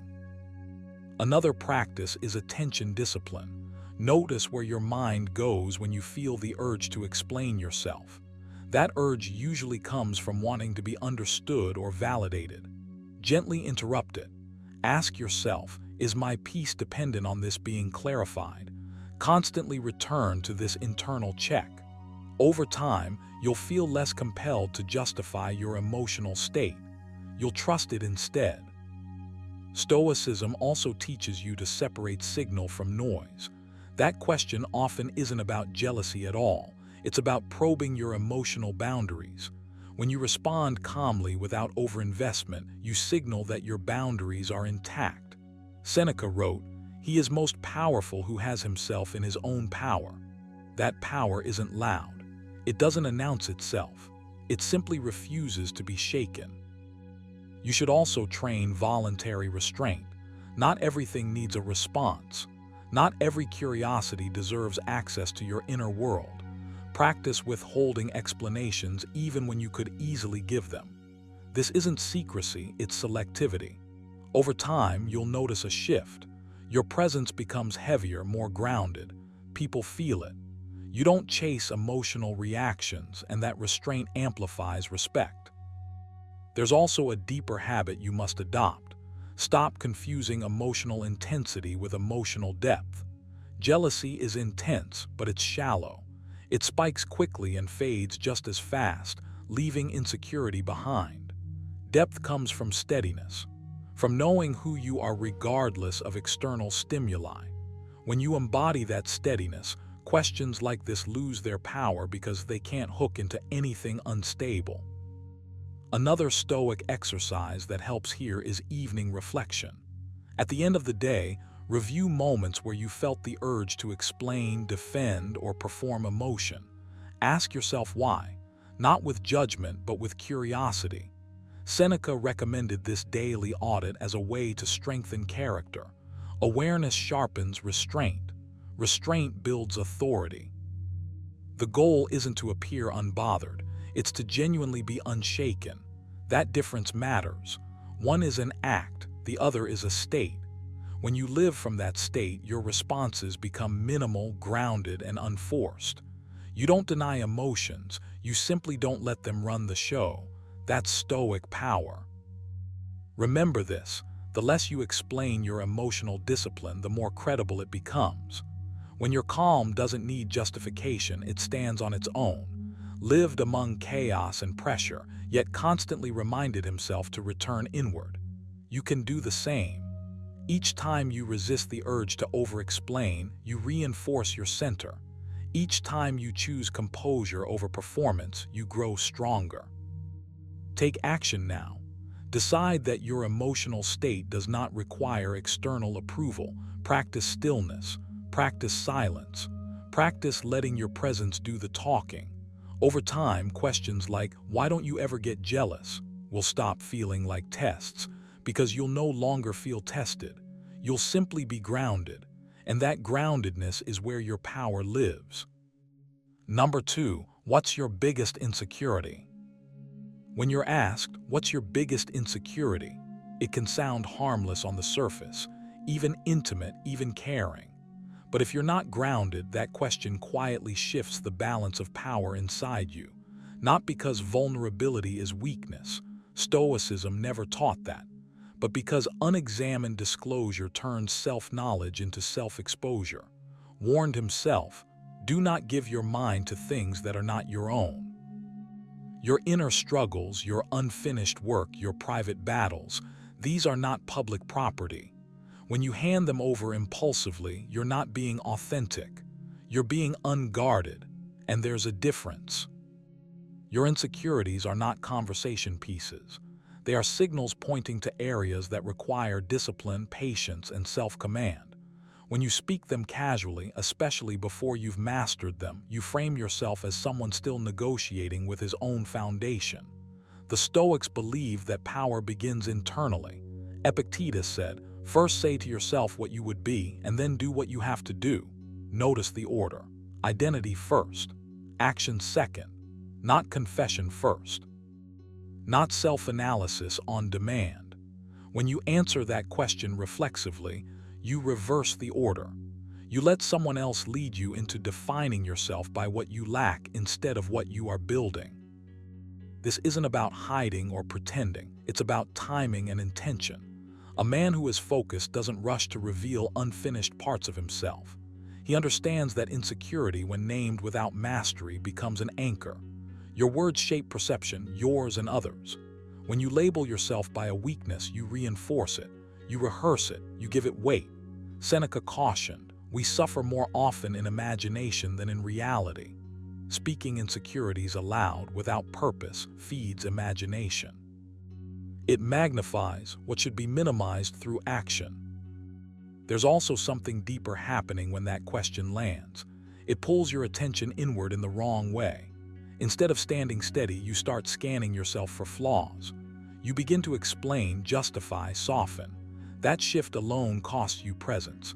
Stoicism is about composure, about being anchored. Wrote, "The soul becomes dyed with the color of its thoughts." When your thoughts turn into public confessions too easily, your internal posture changes. You become reactive instead of deliberate. A man with inner strength doesn't deny imperfection. He simply refuses to center his identity around it. He knows that insecurity is a private workshop, not a public stage. When asked that question, the real test isn't honesty, it's self-command. Do you feel compelled to answer everything asked of you? Or can you choose what deserves your energy? Power begins when you realize you don't owe access to your inner world to anyone who asks. This is where boundaries come in, not rigid walls, but calm filters. Epictetus was clear that freedom comes from knowing what is yours to control and what is not. Your inner struggles are yours to refine, not to outsource. When you protect that space, you protect your direction. You stop leaking energy. You stop negotiating your worth in conversation. And something subtle happens. You feel steadier, less exposed, more whole. Here's a habit to adopt. When a question pulls you towards self, pause internally before responding. Not to strategize, but to check alignment. Ask yourself, does answering this strengthen my character or weaken my frame? That pause is everything. It's the space where discipline lives. Trained himself to create that space again and again. You can do the same. Silence, when chosen, is not avoidance, it's command. Another exercise is reframing internally. Instead of cataloging insecurities in your mind, reframe them as areas under construction. You don't need to verbalize them. You need to work on them. Each day, pick one internal weakness and address it through action, not explanation. Stoicism is practical. It values progress over performance. Seneca reminded us that improvement happens quietly, long before it's visible. Let that be true for you. There's also strength in ambiguity. Not everything needs to be spelled out. When you resist the urge to overshare, you develop emotional restraint. That restraint doesn't make you distant, it makes you grounded. You remain present instead of self-conscious. You listen more. You speak with intention. You stop defining yourself by what you fear and start embodying what you value. Understand this clearly. Power is not about dominance or control over others. It's about coherence within yourself. When your words, actions, and inner standards align, you feel solid. Questions that once unsettled you lose their grip. You're no longer pulled off-center by curiosity disguised as concern. You remain calm. You remain steady. You remain you. Adopt this mindset moving forward. Your inner work is sacred. Treat it that way. Don't rush to expose what is still evolving. Don't let casual questions dictate your self-perception. As said, be tolerant with others and strict with yourself. Strict doesn't mean harsh. It means disciplined. It means choosing growth over disclosure, mastery over momentary relief. Take action today. Decide that your insecurities will be addressed through effort, not conversation. When the question arises, redirect your focus inward without handing yourself over. Build quietly, strengthen deliberately. Over time, you'll notice a shift. You'll feel less need to explain yourself, less need to justify. Your presence will speak first. And that presence, calm, grounded, self-directed, is where real power lives. Number 3. How many women have you been with? It's one of those questions that quietly tests your frame, your self-control, and your understanding of power. The moment you rush to answer it, explain it, justify it, or defend it, you've already stepped into a trap you didn't need to enter. not because the question is immoral or forbidden, but because it pulls you away from something essential, your composure. Wrote, "The best revenge is to be unlike him who performed the injury." In the same spirit, the best response to a question that seeks leverage is not resistance or confession, but inner steadiness. Power is not found in disclosure. It's found in restraint. This question isn't really about numbers, it's about positioning. The moment you treat it like a test you must pass, you give it authority over you. You start calculating how you'll be perceived. Too high and you fear judgment. Too low and you fear dismissal. So you adjust, you tailor, you perform. And in doing so, you hand over your center. The Stoics were clear on this point. Once you allow external opinions to dictate your inner state, you've surrendered sovereignty. Epictetus warned, "If you want to improve, be content to be thought foolish." That includes being content with not clarifying, not correcting, not presenting a polished image for approval. When you answer a question like this directly, you reduce yourself to a metric, a statistic, something measurable and therefore comparable. But your presence is not a ledger. Your value is not arithmetic. The Stoic path teaches you to anchor your worth internally, not outsource it to reactions. The calm refusal to play along is not avoidance, it's self-respect. Silence, redirection, or light detachment preserves your power far more than any carefully crafted answer ever could. There's also something deeper happening here. This question tries to pull you into the past. It asks you to define yourself by what has already happened, rather than who you are now. Repeatedly reminded himself to live in the present moment, to act according to current virtue rather than former events. When you tether your identity to history, you stop being grounded in intention. You become reactive. A composed man does not need to narrate his past to justify his present. Notice how quickly the mind wants to rush in and fill the silence. That impulse is the real issue. It's the need to explain yourself, to manage perception, to avoid discomfort. The Stoics saw this impulse as a form of slavery. Seneca wrote, "He is most powerful who has himself in his own power." Having yourself in your own power means you don't speak just to relieve tension. You don't disclose just to seem agreeable. You choose your words or your silence deliberately. This is where habit change begins. Not by memorizing clever responses, but by retraining your relationship with validation. Ask yourself honestly, why does this question feel like it needs an answer? What discomfort are you trying to escape by responding? The Stoic practice is to sit with that discomfort instead of eliminating it. Let it exist. Observe it. You'll find that it weakens when you stop feeding it. Power grows in that pause. A practical exercise you can adopt is intentional non-reaction. When a question makes you feel the urge to explain or impress, delay your response internally. Take a breath. Feel your posture. Remind yourself that you are not obligated to offer personal access on demand. This isn't about being cold or defensive. It's about being self-possessed. Over time, this pause becomes natural. You stop blurting. You start choosing. Another exercise is reframing identity. Write down how you define yourself when no one is watching. Not achievements, not experiences, qualities, principles, standards. The Stoics believed that virtue, not history, was the true measure of a person. When you internalize this, questions like this lose their grip. They no longer feel threatening because they're no longer relevant to how you see yourself. There's also strength in understanding that mystery is not weakness. In modern culture, constant disclosure is praised as honesty, but the Stoics knew better. They valued discretion, not secrecy rooted in fear, but reserve rooted in discipline. Spoke about keeping the ruling center of the mind protected. Not everyone needs access to your inner life. Not every question deserves a direct answer. Protecting your inner world is an act of self-respect. You don't need to justify your past. You don't need to decorate it or downplay it. You don't need to convert it into social currency. The moment you stop doing that, you reclaim something vital, calm authority. People sense when you're unbothered by how you're evaluated.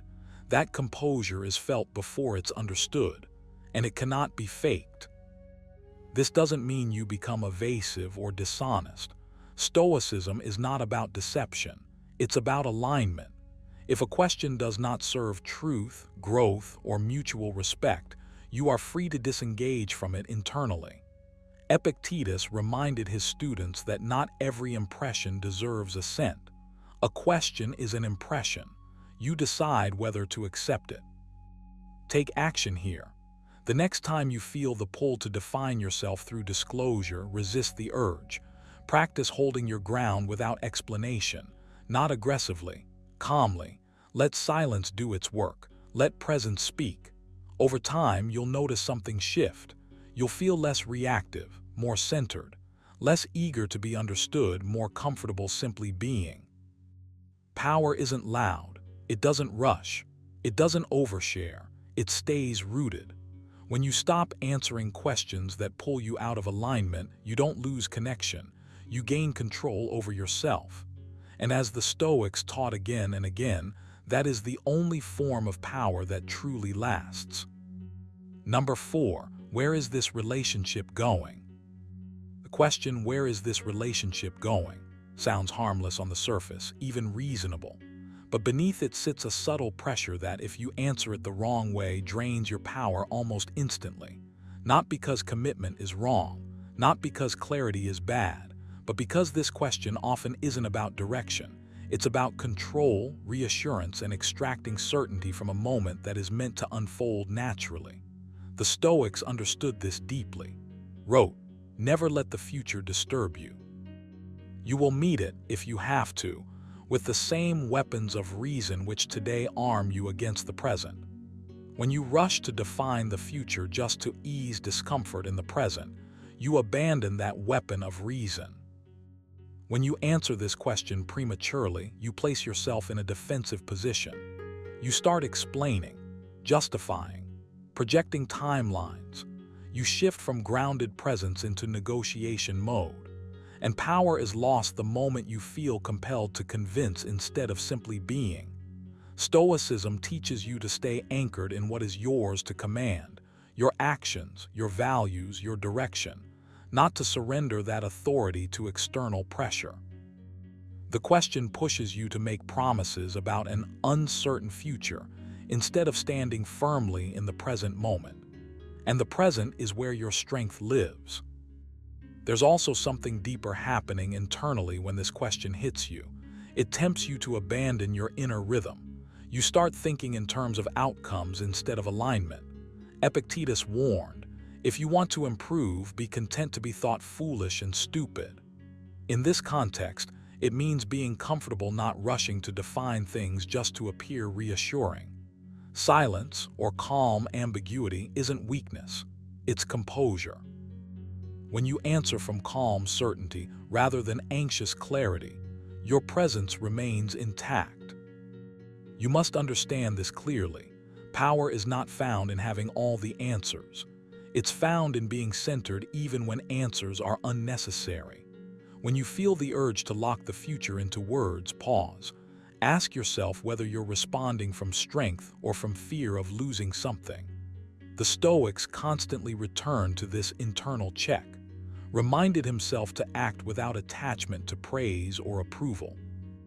The moment you answer this question to soothe someone else's anxiety at the expense of your own groundedness, you've traded inner authority for short-term relief. This doesn't mean you avoid intention or direction in your life. Quite the opposite. A man with direction doesn't need to announce it. It's felt. When you are focused, disciplined, and steadily moving forward, the direction is evident without explanation. Seneca wrote, "No man is free who is not master of himself." Mastery here means not being dragged into conversations that force you to betray your pace. You don't rush the future because you're too busy building yourself in the present. The real danger of answering, "Where is this relationship going?" lies in how it pulls you out of the moment and into a hypothetical future that doesn't yet exist. Stoicism is brutally honest about this trap. Worrying about outcomes you cannot control weakens the mind. When you anchor yourself in the now, how you show up, how you act, how you maintain your standards, you retain your power. You let the future emerge as a consequence of consistency, not as a verbal contract. Here's a mental exercise you can adopt immediately. When you feel pressure to define the future, redirect your focus inward. Ask yourself, am I acting in accordance with my values today? That question matters more than any timeline. If the answer is yes, you are on the right path. If the answer is no, no amount of verbal reassurance will fix it. The Stoics believed that character precedes outcome. Live correctly, and direction reveals itself. Another practice is controlled speech. Often reminded himself to speak only what was necessary.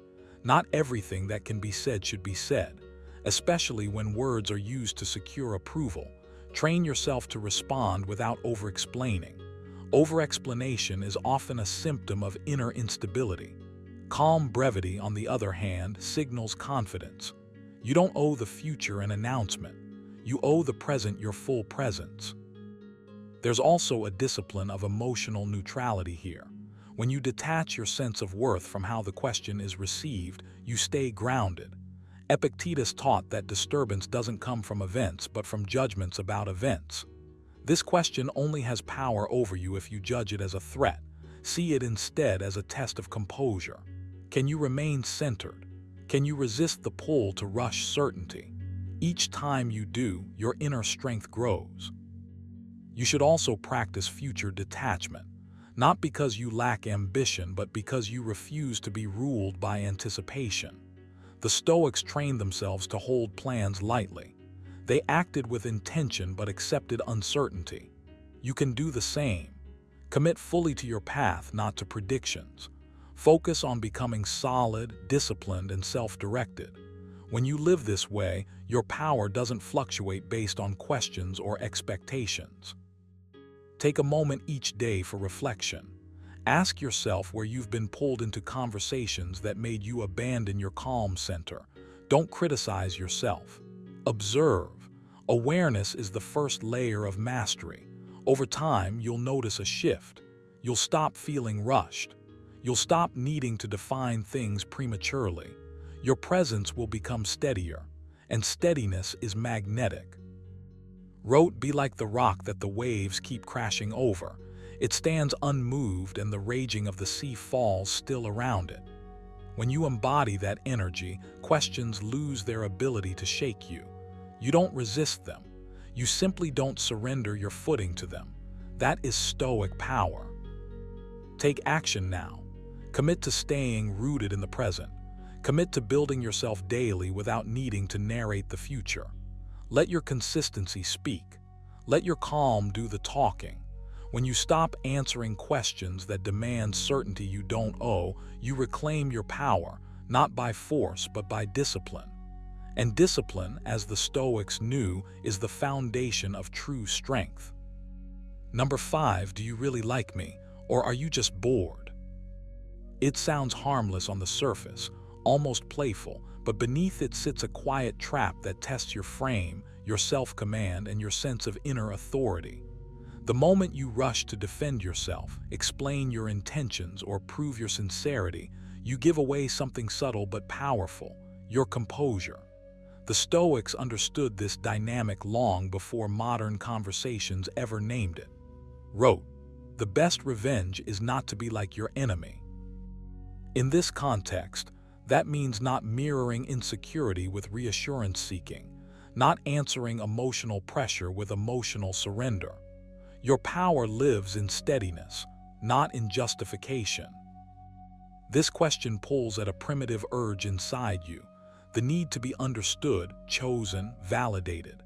If you're not aware of it, you'll respond from impulse rather than intention. You'll try to sound convincing instead of grounded. And the irony is that the more you try to prove your interest, the less solid you appear. Stoicism teaches you to pause before reacting, to ask yourself whether a response is necessary at all. Epictetus was clear. If someone succeeds in provoking you, Realize that your mind is complicit in the provocation. The real work isn't about crafting the perfect answer. It's about mastering the impulse to explain yourself. When you answer a question like this directly, especially with emotional urgency, you step into a defensive posture. You implicitly accept the frame that your intentions are questionable and need clarification. That's where power drains. A man rooted in himself doesn't scramble to correct assumptions. He doesn't chase certainty in someone else's mind. He remains calm, present, and unshaken. This isn't coldness, it's self-respect. Reminded himself daily not to hand over his inner state to external voices. That discipline applies here more than ever. You need to understand something crucial. Not every question is an invitation to reveal more of yourself. Some questions are tests of alignment. They ask, without saying it directly, whether you are centered or needy, whether your sense of worth is internal or dependent. When you answer from a place of anxiety, you communicate uncertainty. When you don't rush to answer, when you stay relaxed and grounded, you communicate confidence without words. Seneca put it plainly, "He who has peace of mind disturbs neither himself nor another." Your calm is the message. This doesn't mean you become silent or evasive out of fear. It means you respond if you choose to respond from strength rather than pressure. The Stoics valued intentional speech. Advise speaking only what is necessary and beneficial. Ask yourself in that moment, does answering this question increase clarity or does it feed insecurity? Does it reflect who you are or does it pull you away from yourself? The answer to that determines whether you speak or simply remain composed. There's also a deeper layer here. This question tries to collapse time. It demands certainty now. It pushes you to define feelings prematurely, to lock yourself into a narrative before you've decided anything internally. Stoicism resists that kind of urgency. The Stoic mind moves deliberately. It doesn't allow others to rush its inner processes. Epictetus taught that freedom begins when you stop trying to control how you're perceived. When you don't feel compelled to clarify your intentions on demand, you reclaim that freedom. To build this habit, you need to train your emotional pause. One practical exercise is the Stoic delay. When you feel the urge to answer immediately, take a breath. Not externally, not theatrically, internally. Create space between stimulus and response. That space is where your power lives. In that pause, remind yourself, I don't need to convince anyone of who I am. That single thought can change your entire presence. Another practice is value anchoring. Before any interaction, quietly ground yourself in your principles. Ask yourself what kind of man you're committed to being: calm, deliberate, self-directed. When a question challenges you emotionally, return to that anchor. Constantly return to his own guiding values through repetition and reflection. You can do the same. When you're anchored, questions like this lose their ability to destabilize you. It's also important to detach from outcome. The moment your response is driven by the hope of being liked, chosen, or reassured, you've already stepped out of alignment. Stoicism teaches outcome independence. You control your actions, not others' interpretations. Seneca warned against emotional dependency on external approval because it creates inner slavery. When you release the need to control how you're seen, your responses become lighter, cleaner, more authentic. Notice how different it feels when you don't answer from fear. There's no tension in your body, no racing thoughts, no mental rehearsal. You're simply present. That presence is felt. It communicates confidence far more effectively than any explanation ever could. This is why Stoics emphasized being rather than persuading. Don't explain your philosophy, Epictetus said, embody it. To strengthen this muscle, practice restraint in low-stakes moments. Resist the urge to over-explain in everyday conversations. Let silence do some of the work. Let ambiguity exist without rushing to resolve it. This isn't manipulation, it's emotional discipline. Over time, you'll notice something shift. You'll feel less reactive, less eager to justify yourself, more comfortable letting others sit with their own questions. A focused, grounded man doesn't fear misunderstanding. He trusts his consistency. He knows that clarity reveals itself over time through behavior, not through hurried words. Believe that character is proven by repeated action, not momentary declarations. When you internalize that, questions like this stop feeling threatening. They become noise. And as you've already learned, noise only has power when you give it attention. Take this seriously. The next time you feel that pull to explain yourself, pause. Choose composure over reassurance. Choose alignment over approval. Remind yourself that your power doesn't come from being liked, it comes from being rooted. That's Stoic strength. Calm, self-contained, unrushed. And once you operate from that place, you'll notice that fewer questions can shake you and fewer words are needed to hold your ground. Number 6, why don't you open up more? If you don't understand the weight behind this question, you will answer it in a way that quietly drains your power. Not because vulnerability is weakness, but because unfiltered emotional exposure without self-mastery is. The Stoics understood this distinction clearly. Wrote, "Do not give your mind to things that are not in your control." Your inner world is one of the few domains that truly belongs to you. When you hand it over impulsively, you don't create connection, you create imbalance.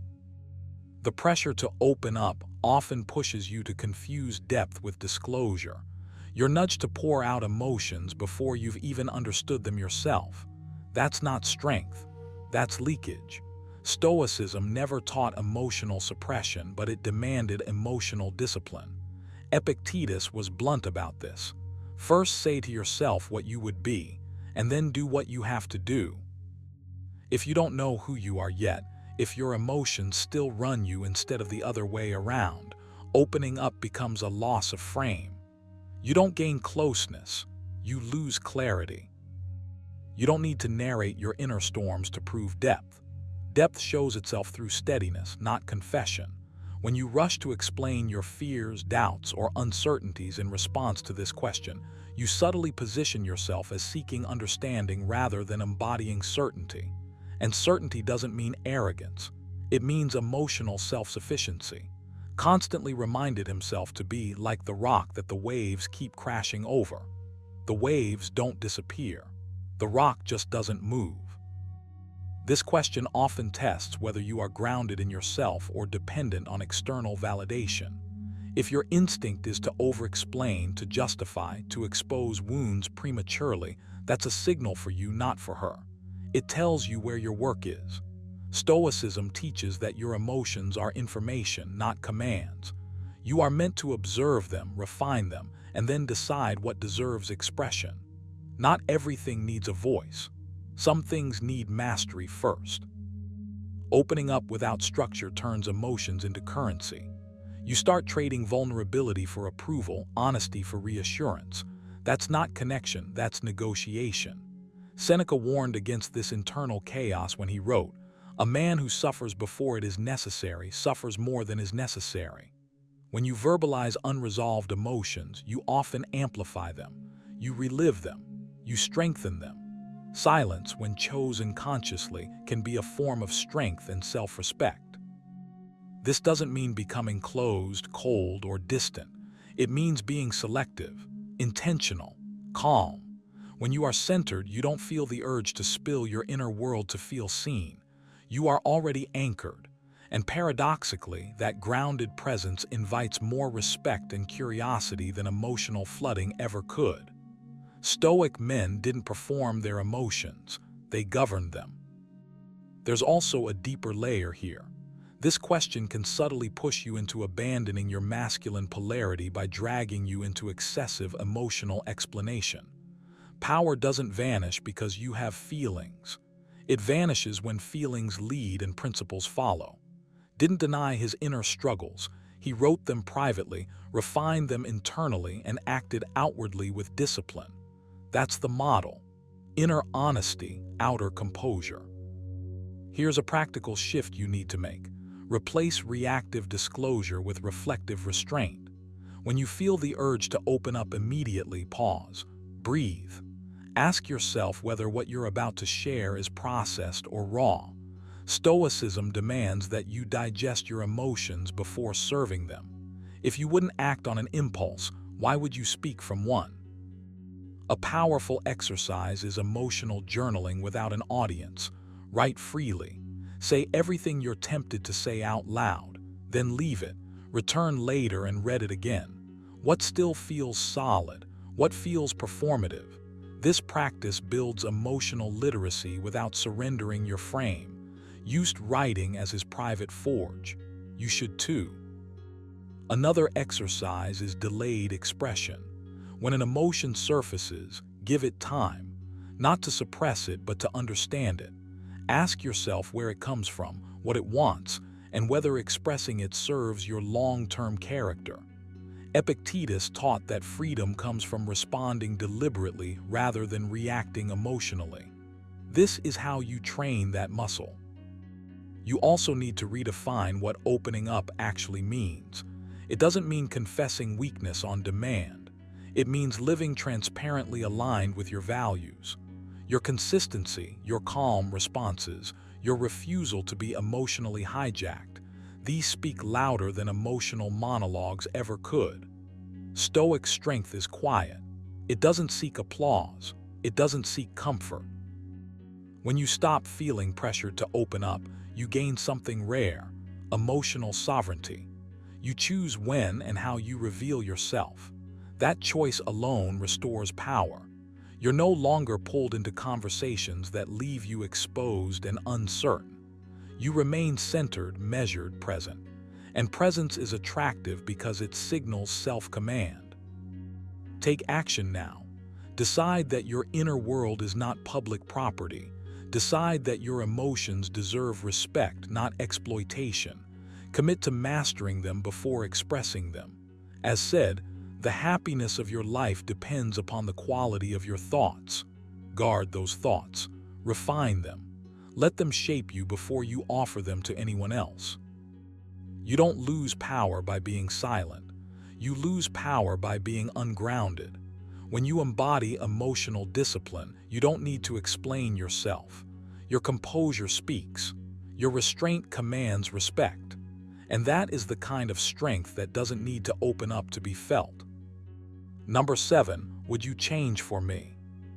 The question, would you change for me, sounds harmless on the surface, even caring, but beneath it sits a quiet test of your inner foundation.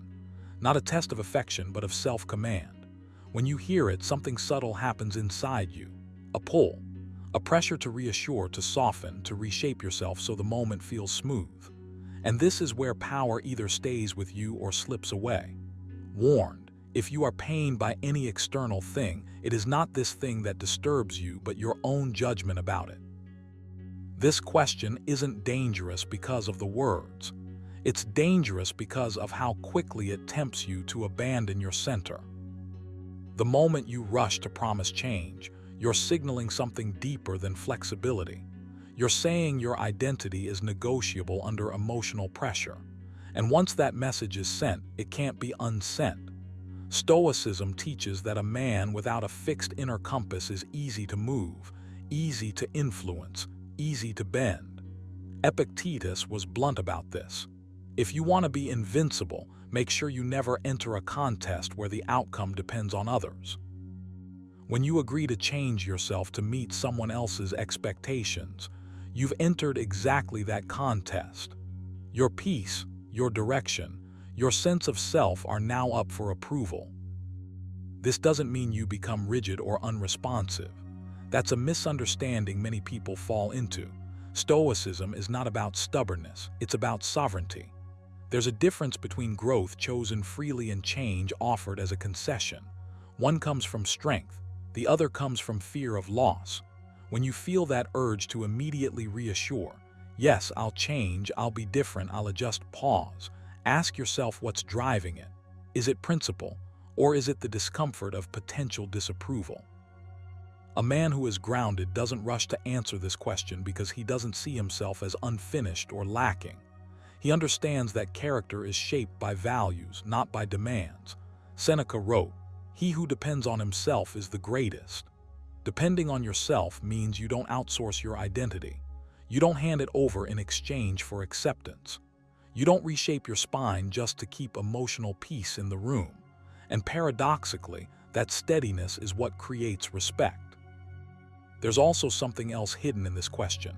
It quietly frames you as a project, as someone who must be improved, corrected, refined according to someone else's vision. When you accept that frame, you shrink. Not immediately, not visibly, but internally. You begin to second-guess your instincts. You hesitate where you once acted naturally, and over time that hesitation erodes your presence. Cautioned himself, be content to appear what you are. That's not vanity, that's alignment. When who you are inside matches what you present outwardly, there's no friction, no quiet self-betrayal. Power in the Stoic sense is not dominance, it's self-possession. It's the ability to remain calm, clear, and unmoved when emotional leverage is applied. The question, would you change for me, is leverage. Not always consciously, not always malicious, but leverage nonetheless. And Stoicism trains you to recognize leverage without reacting impulsively. You don't need to argue. You don't need to justify. You don't need to harden your tone. You simply need to stay rooted. Here's a habit you need to adopt.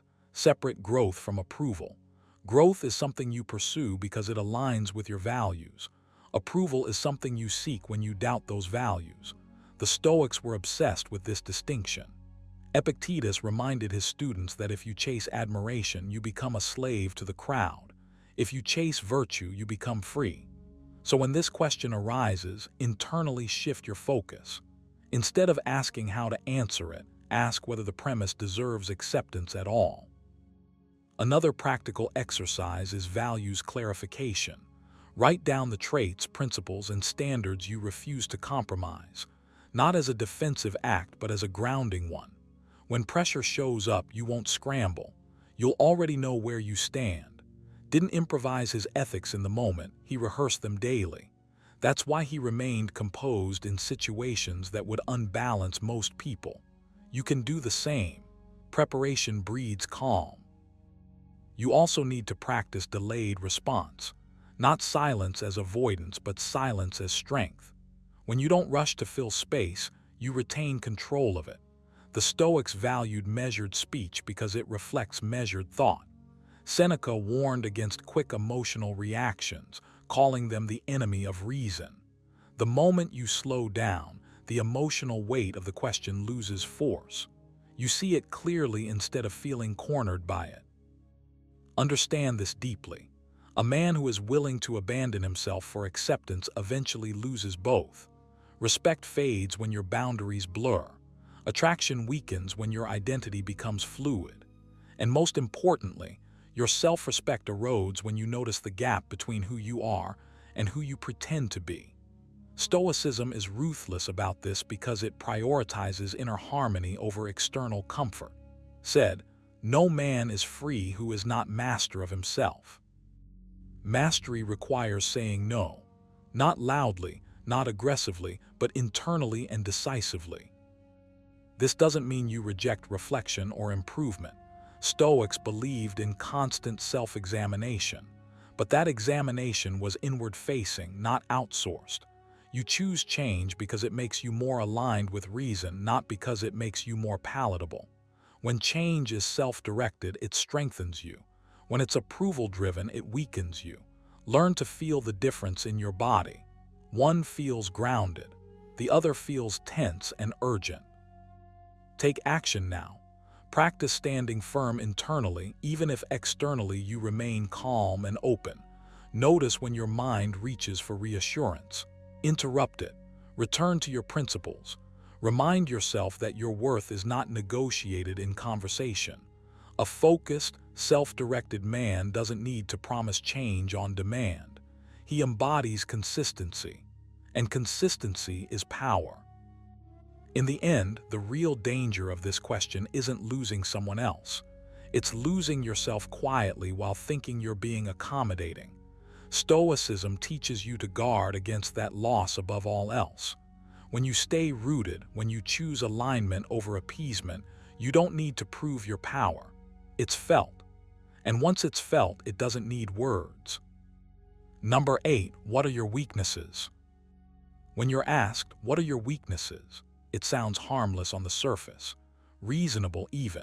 But if you answer it the wrong way, you quietly give away something essential: your frame, your grounding, your authority over how you're perceived. This isn't about hiding flaws or pretending to be flawless. The Stoics never advocated deception. What they warned against was surrendering your inner position.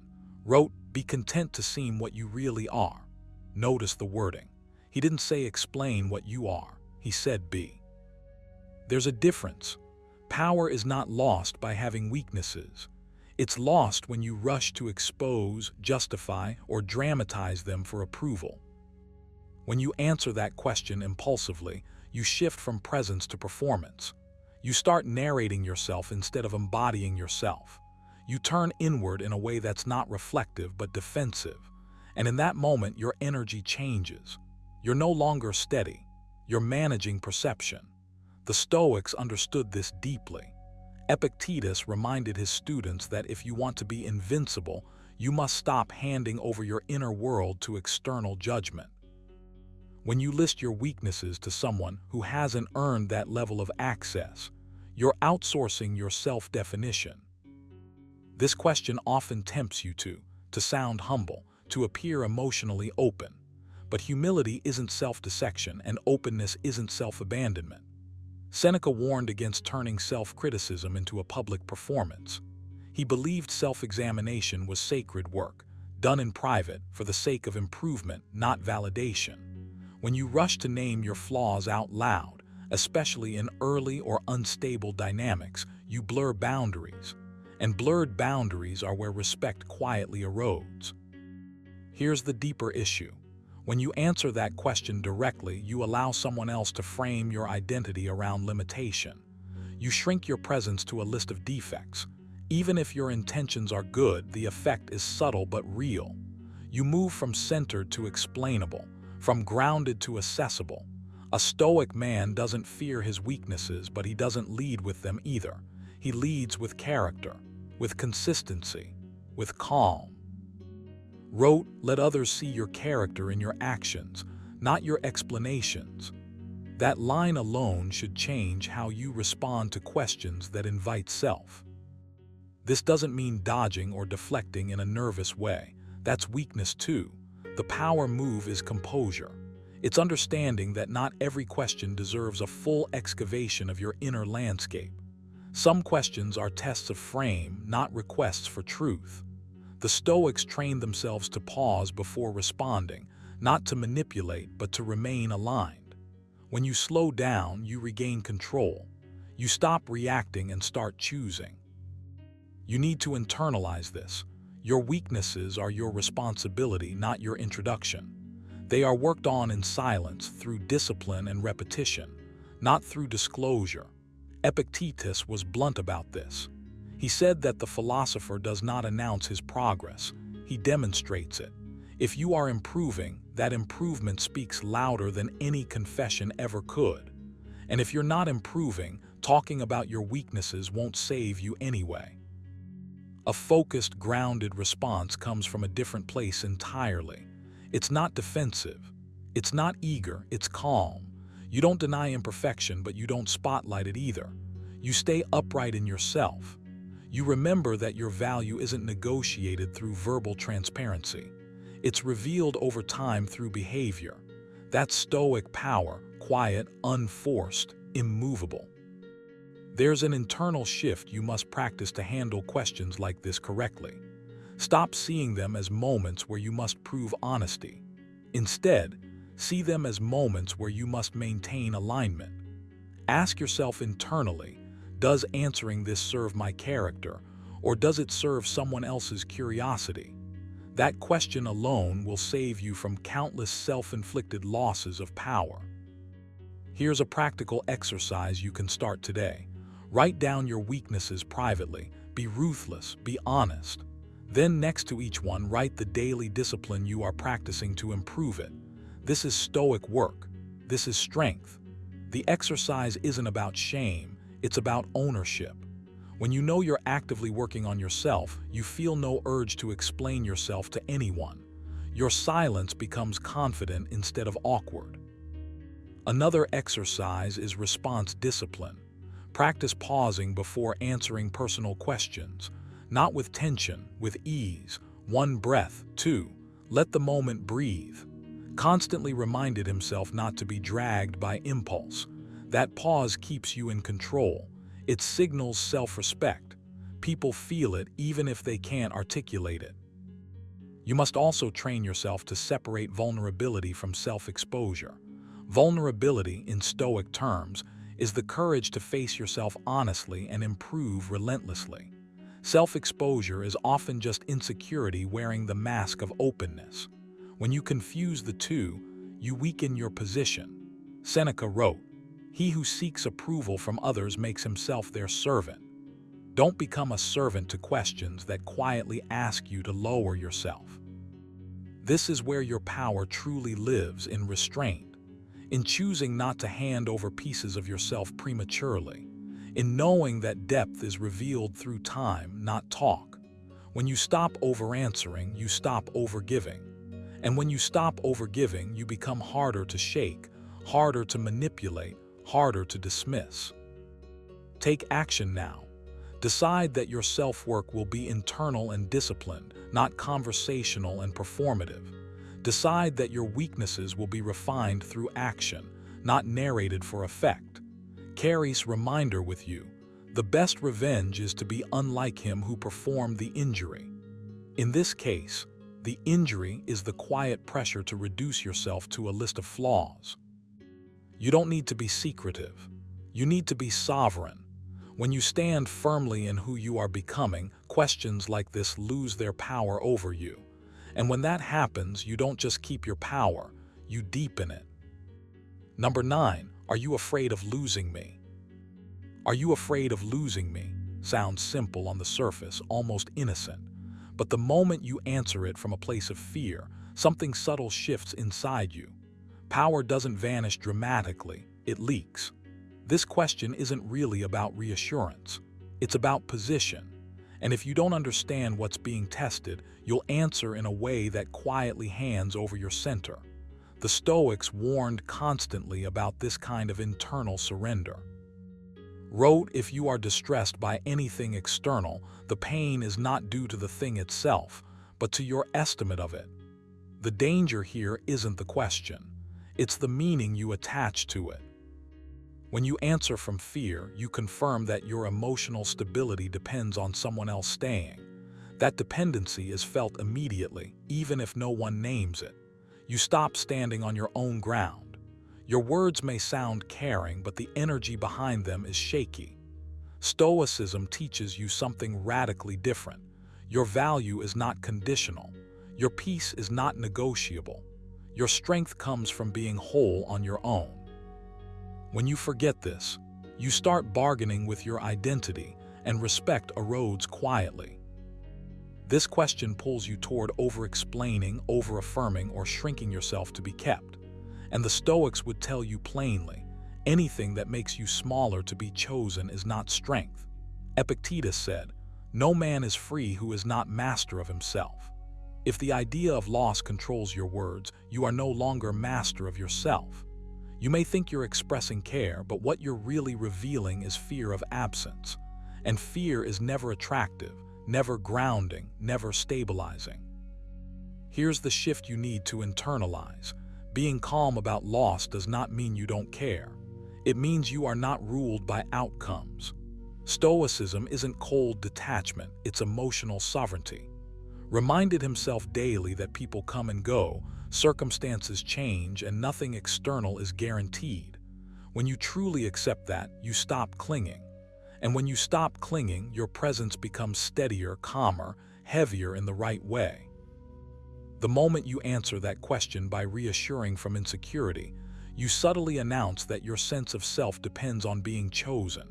That's the real cost. You may not feel it immediately, but it shows up later as anxiety, overthinking, and the need for constant confirmation. Stoicism cuts that cycle at the root. It teaches you to stand firm regardless of outcomes. Not because outcomes don't matter, but because you matter more. You need to train yourself to separate attachment from fear. Attachment says, I choose. Fear says, I need. One is strength, the other is erosion. Seneca warned, he who depends on another for his happiness is fragile. When you answer from fear of loss, you reinforce fragility. When you answer or choose silence from inner steadiness, you reinforce strength. This is where discipline comes in. Not discipline over words, but discipline over your inner state. Before responding to emotionally loaded questions, pause internally. Ask yourself, am I speaking from alignment or from anxiety? That pause is everything. Stoicism is not about quick reactions, it's about measured responses. Constantly reminded himself to slow the mind before acting. You must do the same. There's a powerful mental exercise you can practice daily. Imagine your sense of worth as something entirely self-contained. No one can give it. No one can take it. Sit with that idea until it stops feeling theoretical and starts feeling real. When you internalize this, questions like this lose their power over you. They stop pulling emotional reactions out of you because there's nothing to hook into. Another practice is negative visualization, a core Stoic tool. Briefly contemplate loss, not to scare yourself, but to normalize impermanence. When your mind no longer treats loss as catastrophe, fear loosens its grip. You become calmer, less reactive, more grounded. And paradoxically, this calm is what creates emotional gravity. People feel it. They respond to it. You must also train yourself to speak less when emotions are charged. Silence, when rooted in confidence, is not avoidance, it's control. Epictetus taught that not every thought deserves expression. When you don't rush to fill space with reassurance, you communicate stability without saying a word. That stability is power. This question only destabilizes you if you let it define you. When your identity is anchored in your principles instead of someone else's presence, you move differently. You listen more. You react less. You don't need to prove your value through emotional exposure. You embody it through composure. Take action here. Start practicing emotional neutrality in moments of internal pressure. Not coldness, neutrality. Calm breathing, relaxed posture, minimal words. Let your internal state lead, not the need to secure an outcome. Over time, this rewires you. You stop chasing reassurance and start radiating certainty. Wrote, be like the rock that the waves keep crashing over. It stands unmoved. That's the goal. Not dominance. Not control over others. Control over yourself. When you are unmoved by fear of loss, questions like this lose their ability to tilt you. And when nothing can tilt you, your presence becomes unmistakably strong. You don't need to fear losing anyone. You need to fear losing yourself. Choose inner stability over emotional bargaining. Choose calm over reassurance seeking. Choose self-mastery over fear. That is Stoic power. And once you live from that place, no question can strip it from you. Number 10, what would you do if I left? It's one of those questions that quietly tests the foundation of your inner strength. It doesn't just ask about the future, it probes your sense of self. And if you answer it from fear, attachment, or the need to reassure, you give away something essential, your center. The Stoics understood this dynamic deeply. Wrote, do not act as if you were going to live 10,000 years. Death hangs over you. While you live, while it is in your power, be good. What he's pointing to is self-sufficiency of character. A man who is anchored in himself does not negotiate his worth based on who stays or who leaves. When you're asked that question, the real danger isn't the words you choose, it's the mindset you reveal. If your answer tries to convince, plead, explain, or promise, you communicate dependency without ever saying it directly. You imply that your stability rests on another person's decision. And power, in Stoic terms, is never about control over others. It's about command over yourself. Epictetus was blunt about this. If you want to be invincible, make sure that no one can make you miserable by their choices. The moment your answer reveals that someone else's departure would collapse you, you've surrendered that invincibility. This question often tempts you to perform reassurance instead of standing in truth.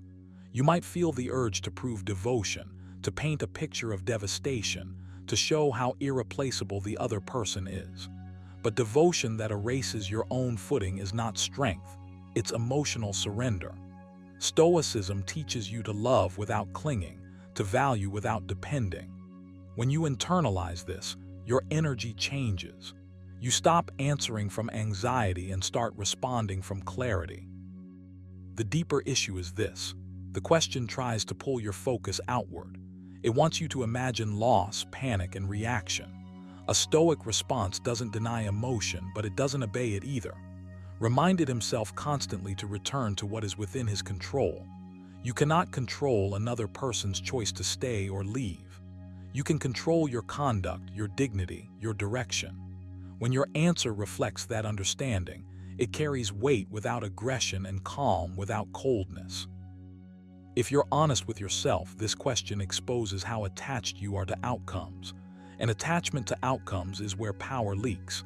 Seneca warned, "He suffers more than necessary who suffers before it is necessary." When you mentally rehearse abandonment, you suffer in advance, and then you broadcast that suffering through your response. The Stoic path asks you to release imagined futures and stay rooted in the present.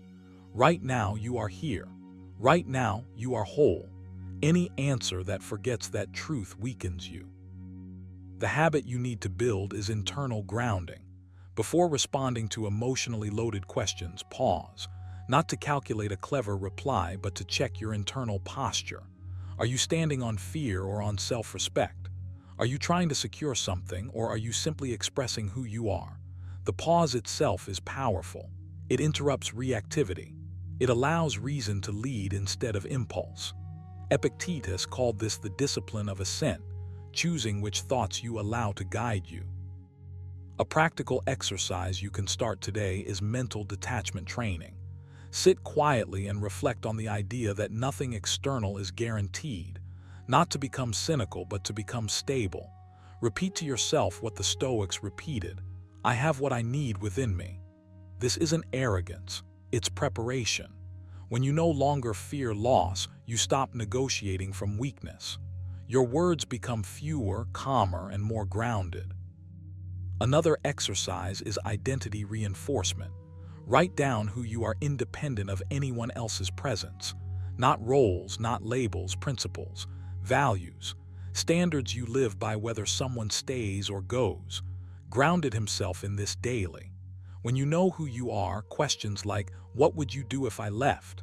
lose their emotional charge. They no longer threaten your foundation because your foundation is internal.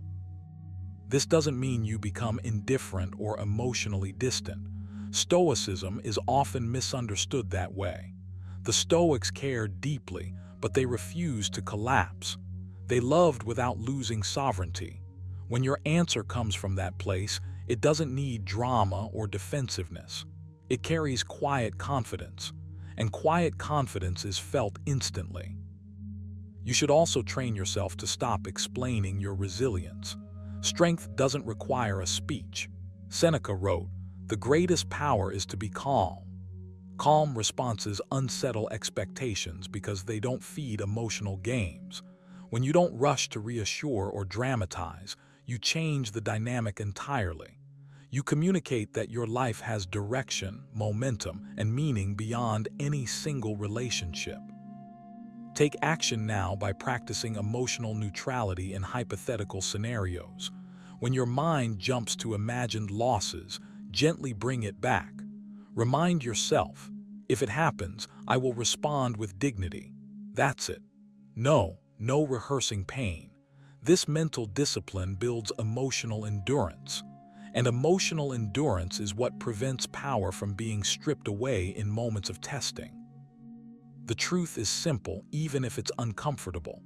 A man who knows he will be fine regardless of who leaves is a man who is chosen freely, not clung to. But that cannot be your motive.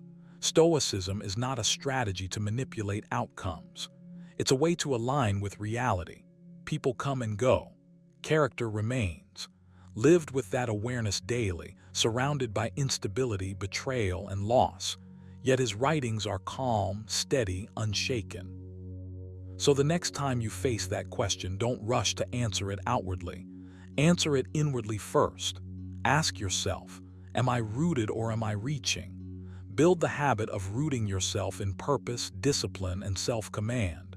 When you do, your presence changes. Your words change, and your power stays exactly where it belongs, with you. Focus on becoming so internally aligned that no question can pull you off balance. That is Stoic strength. That is masculine composure. And that is how you stop giving away power without ever raising your voice. Before you leave, remember this. Your power is not in how much you explain yourself, but in how firmly you choose what deserves a response.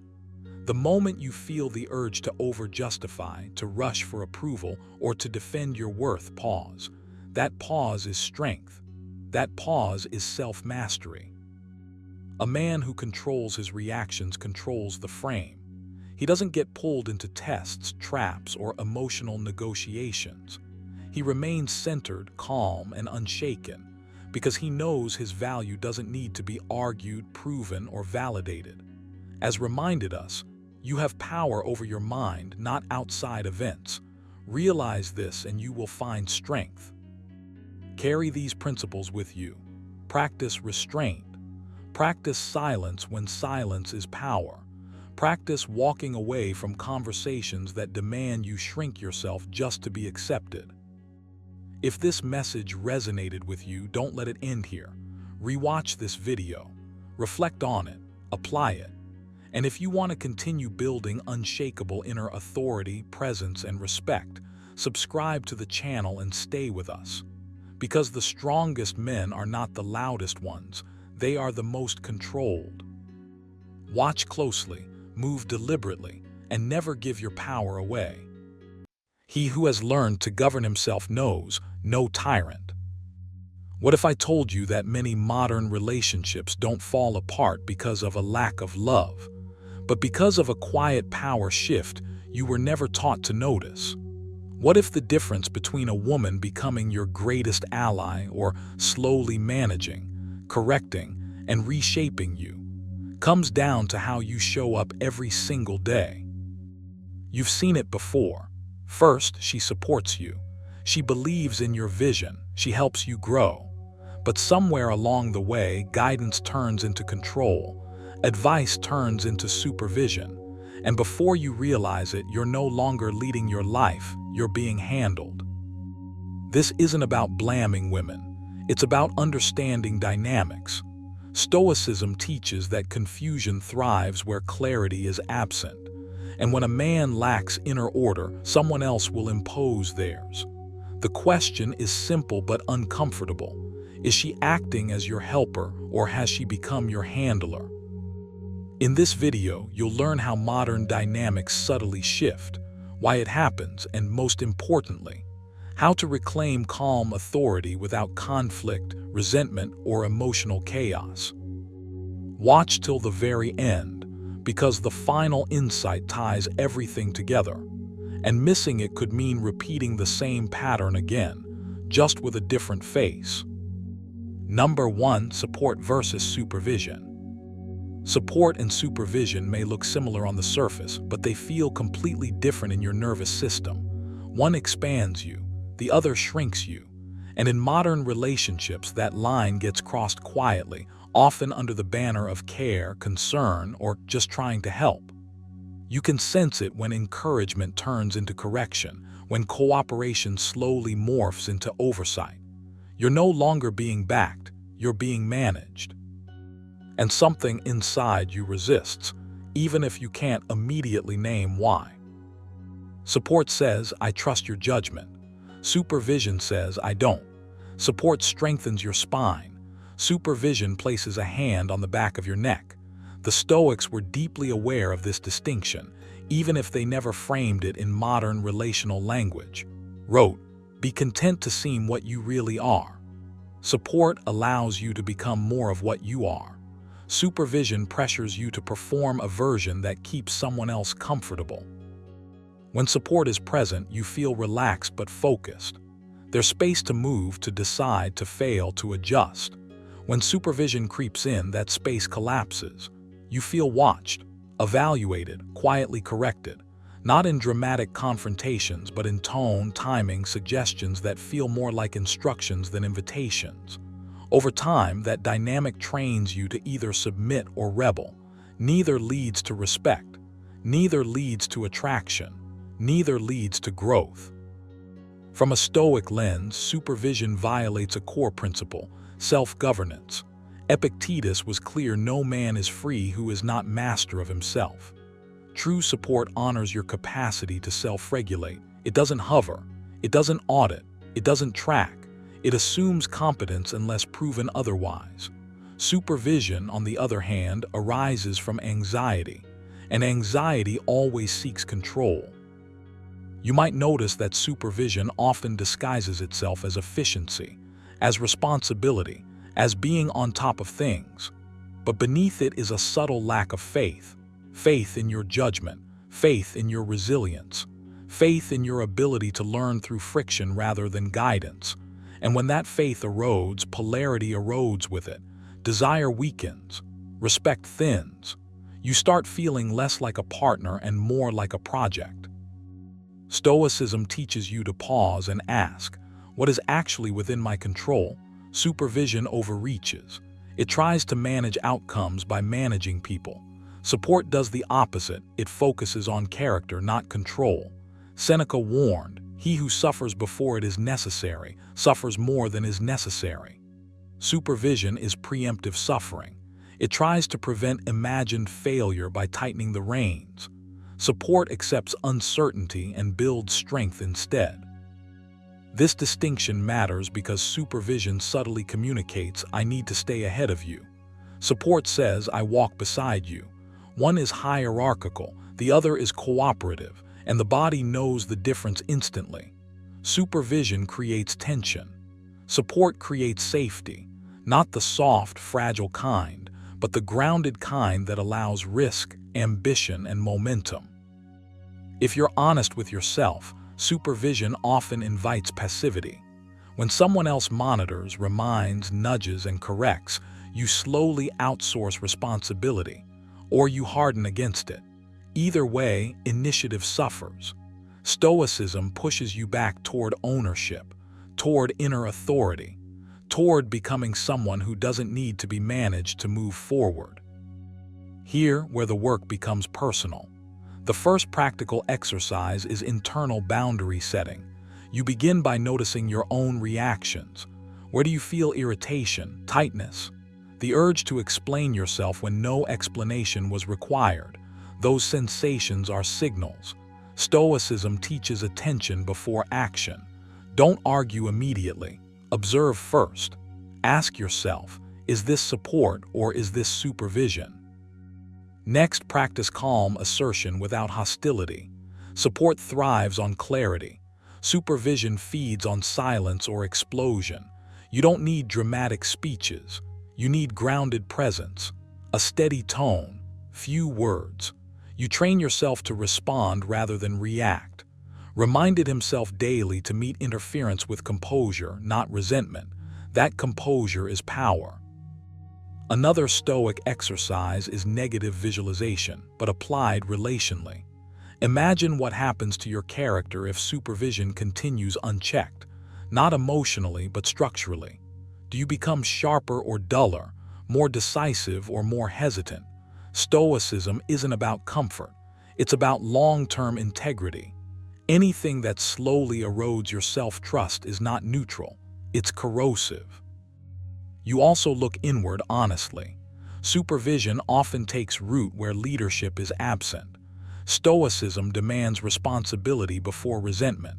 Are you decisive, consistent, self-directed? The goal isn't to invite control by being passive, nor to tolerate it by being silent. The goal is to embody clarity so supervision has nothing to attach itself to. Daily discipline reinforces this. When your habits are solid, your direction clear, your standards consistent, the relational dynamic shifts naturally. You don't need to demand autonomy. You radiate it. And autonomy, when grounded and calm, invites genuine support rather than oversight. End each day with a brief reflection. Ask yourself, did I act today from self-command or from reaction? Did I reinforce my own authority quietly, or did I give it away through avoidance or aggression? Stoicism grows through these small audits, not grand declarations. Support and supervision are not just relational concepts. They're mirrors of inner order. When you govern yourself well, you require less governance from others. And when support replaces supervision, respect returns. So does energy. So does attraction. The shift begins, as it always does in Stoicism, not by changing someone else, but by refining how you stand in yourself. Number 2, encouragement versus correction. There's a subtle but powerful difference between encouragement and correction, and once you see it, you can't unsee it. Encouragement strengthens your spine. Correction slowly bends it. Encouragement says, I believe in your capacity. Correction says, I need to manage your direction. On the surface, both can sound caring. Both can wear the mask of love, but internally they land very differently. One builds momentum. The other quietly installs brakes. And in modern relationships, this difference often determines whether a woman becomes a helper or a handler. You feel it when encouragement is present. There's oxygen in the room, space to think, space to choose, space to grow without being monitored. Encouragement doesn't hover, it doesn't nag, it doesn't audit your progress, it trusts your internal compass. Correction, on the other hand, rarely announces itself as control. It shows up as just trying to help, just being honest, just pointing something out. But over time, it trains you to second-guess yourself, to hesitate, to look outward for approval instead of inward for clarity. The Stoics warned relentlessly about this internal erosion. Epictetus said, if you want to improve, be content to be thought foolish and stupid. Why? Because growth requires freedom from constant evaluation. Correction-heavy dynamics replace self-command with self-consciousness. You stop acting from conviction and start acting from anticipation, anticipating feedback, disapproval, adjustment. And that anticipation kills initiative. A man who is constantly corrected doesn't become better. He becomes careful, smaller, quieter in his own mind. Encouragement, by contrast, doesn't mean blind praise or empty cheerleading. It means reinforcing effort, direction, and character rather than micromanaging outcomes. It speaks to your agency, not your obedience. It says, you are capable of figuring this out. Correction often says, you would be capable if you did it my way. That difference matters more than most people realize. One builds internal authority. The other replaces it with dependency. Wrote, never let the future disturb you. You will meet it if you have to, with the same weapons of reason which today arm you against the present. Encouragement aligns with this Stoic idea. It assumes you already possess the tools. Correction assumes you don't. Over time, living under constant correction subtly communicates a lack of faith in your judgment. And when someone loses faith in your judgment long enough, you start losing faith in it too. This is how a helper becomes a handler, not through domination, through over-involvement, through constant steering, through an inability to let you struggle, choose, fail internally, and self-correct. What often gets labeled as support is actually interference, and interference weakens the muscle of responsibility. Stoicism teaches that strength is built through ownership, not supervision. You grow by carrying weight, not by having it adjusted every step. You can feel the shift when encouragement disappears. Conversations become instructional. Suggestions turn into expectations. Guidance becomes correction. And suddenly, your inner world isn't yours anymore, it's under review. You're not being inspired forward, you're being managed sideways. Desire fades in this environment. Not just romantic desire, but life force, drive, boldness. Because nothing bold survives under constant critique. Now here, where this turns inward, because Stoicism always turns inward. You don't regain strength by blaming. You regain it by reclaiming your frame. Seneca wrote, "No man is free who is not master of himself." If correction has crept into your life, the response isn't resistance or resentment. It's self-command. It's deciding that you will no longer outsource your confidence or direction. Encouragement begins with you. One practical exercise is silence paired with action. When correction appears, unsolicited, habitual, or unnecessary, don't argue, don't defend, don't explain. Simply note it internally and continue acting from your values. Stoicism teaches restraint as power. Over time, consistent, grounded action speaks louder than any debate. You don't need permission to trust yourself. You demonstrate trust through behavior. Another exercise is intentional self-validation. At the end of each day, ask yourself 3 questions. Did I act according to my principles? Did I take responsibility without resentment? Did I make decisions from clarity rather than fear? This trains your nervous system to look inward for approval. Encouragement becomes internalized. And when encouragement comes from within, external correction loses its grip. It's also essential to understand that encouragement invites polarity, while correction flattens it. Encouragement respects difference. It allows 2 strong individuals to exist side by side without hierarchy. Correction introduces a quiet hierarchy, one who knows, one who must be adjusted. Attraction struggles to survive in hierarchies disguised as partnerships. Stoicism values mutual respect rooted in self-mastery, not mutual monitoring rooted in anxiety. You are not meant to be handled. You are meant to be helped by someone who believes in your capacity, not someone who feels compelled to shape you. And you reinforce this by how you carry yourself. Calm, decisive, unapologetic, open to feedback but not dependent on it. The Stoics were clear: take counsel but never surrender your inner throne. Encouragement feels like wind at your back. Correction feels like hands on the wheel. One makes you stronger, the other makes you passive. And the shift away from correction doesn't begin with confrontation. It begins with embodiment, with becoming so grounded in your direction that micromanagement has nowhere to land. End your reflection here tonight. Where have I allowed correction to replace encouragement in my life? And where can I reclaim authorship without anger, without ego, without noise? The answer won't require a speech. It will require posture, presence, consistency. Encouragement is not loud, it's trusting. Correction is not always cruel, but it is heavy. And Stoicism teaches you to put down what weakens you, quietly, firmly, and without asking permission. Number 3. Respecting autonomy versus managing outcomes. At the heart of this tension, helper versus handler, is a single, often unspoken question. Do you respect autonomy or do you try to manage outcomes?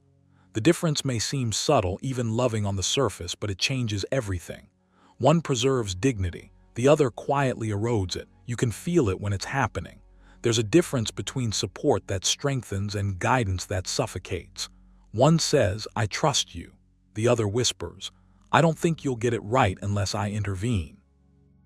And once that dynamic sets in, attraction, respect, and polarity begin to shift in ways that are hard to reverse. From a Stoic perspective, autonomy is sacred, not as a political idea but as a psychological one. Epictetus was relentless on this point. If you wish to be free, do not seek to control what you cannot control. When someone begins managing outcomes, nudging decisions, steering behavior, correcting paths before they're even chosen, it's usually driven by anxiety, not wisdom. The intention may feel protective, even helpful, but the effect is constraining. You stop being a partner in growth and start becoming a regulator of behavior. And nothing kills respect faster than feeling managed. You see, autonomy isn't about neglect or indifference. It's about restraint. It's the discipline to let another adult experience ownership over their choices, including the discomfort that comes with uncertainty. Respecting autonomy means you resist the urge to preempt outcomes. You don't rush to fix, steer, optimize, or predecide. You allow space. And space is where competence, confidence, and self-trust are built. When that space disappears, so does the sense of agency. Stoicism teaches that every person has an inner faculty of choice that must remain untouched. When you violate that, even with good intentions, you undermine the very strength you claim to support. Reminded himself, the best revenge is not to be like your enemy. In modern terms, the best support is not to become a silent controller. When you manage outcomes, you subtly communicate doubt. Doubt in judgment, doubt in resilience, doubt in capability. And over time, that doubt becomes internalized. This is where many relationships slide from partnership into supervision. Decisions become negotiations, actions become monitored, independence becomes suspicious. The handler mindset believes peace comes from predictability, from reducing risk, from steering things toward a preferred result. But Stoicism flips that entirely. Peace comes from accepting uncertainty, not eliminating it. Strength comes from allowing others to exercise choice, not from orchestrating their behavior. You may notice that managing outcomes often comes with language that sounds reasonable, even caring. It's just more efficient. I'm thinking long-term. I'm trying to help you avoid mistakes. But embedded in that language is a quiet refusal to tolerate another person's autonomy. It's a discomfort with not being in control. And Stoicism would say this discomfort is the real work. Not fixing the other person, but disciplining your own need to interfere. Seneca wrote, "He who is brave is free." Freedom here isn't rebellion. It's self-mastery. It's the ability to stand calmly while someone else chooses a path you wouldn't have chosen. Respecting autonomy means you allow outcomes you don't control without rushing in to correct the narrative. Managing outcomes means you treat adulthood like a shared project that must be micromanaged. One builds respect. The other breeds quiet resentment. What's often missed is that autonomy is deeply attractive, not because it's distant, but because it's confident.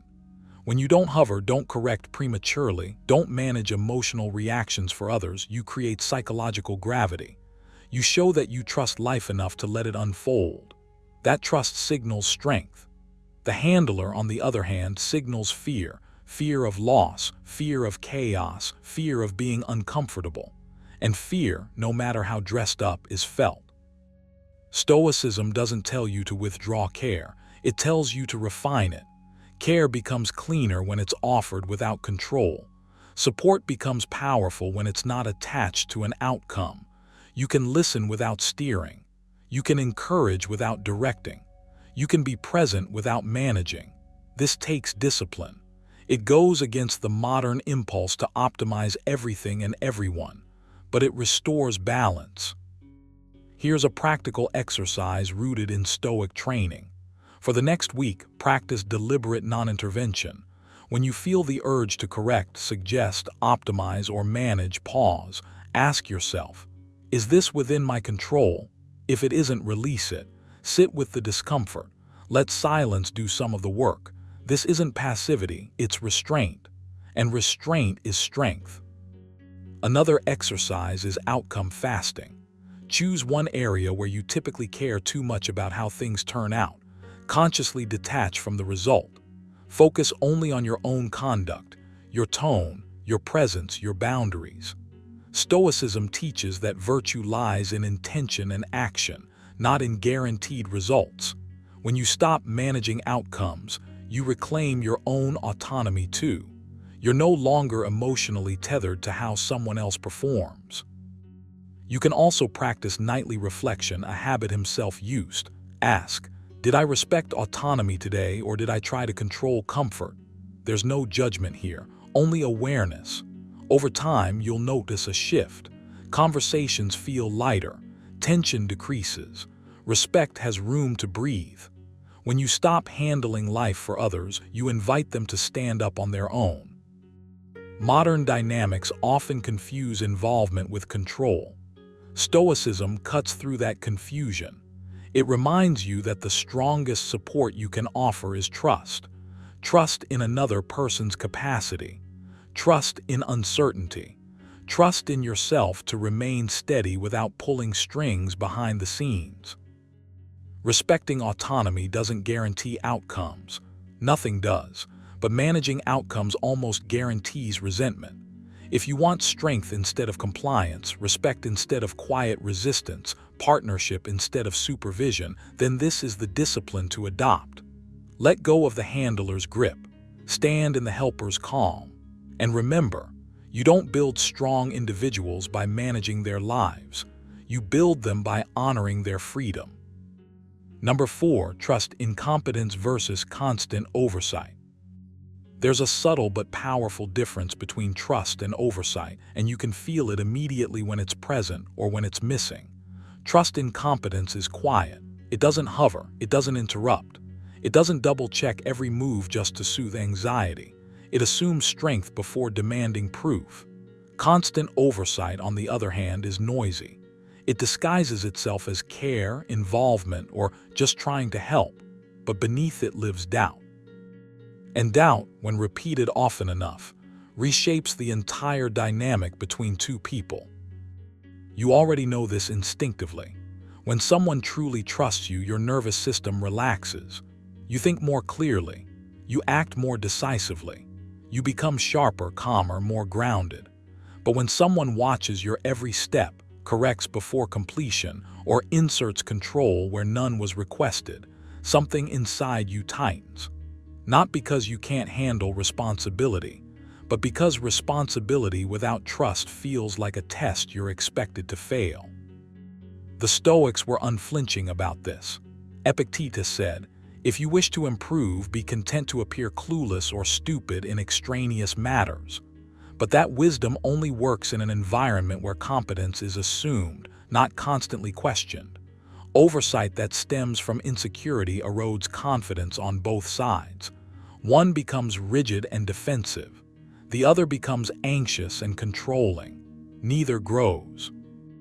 In modern dynamics, this tension often shows up as a confusion between helping and handling. Helping is collaborative. It strengthens the other person's agency. Handling is supervisory.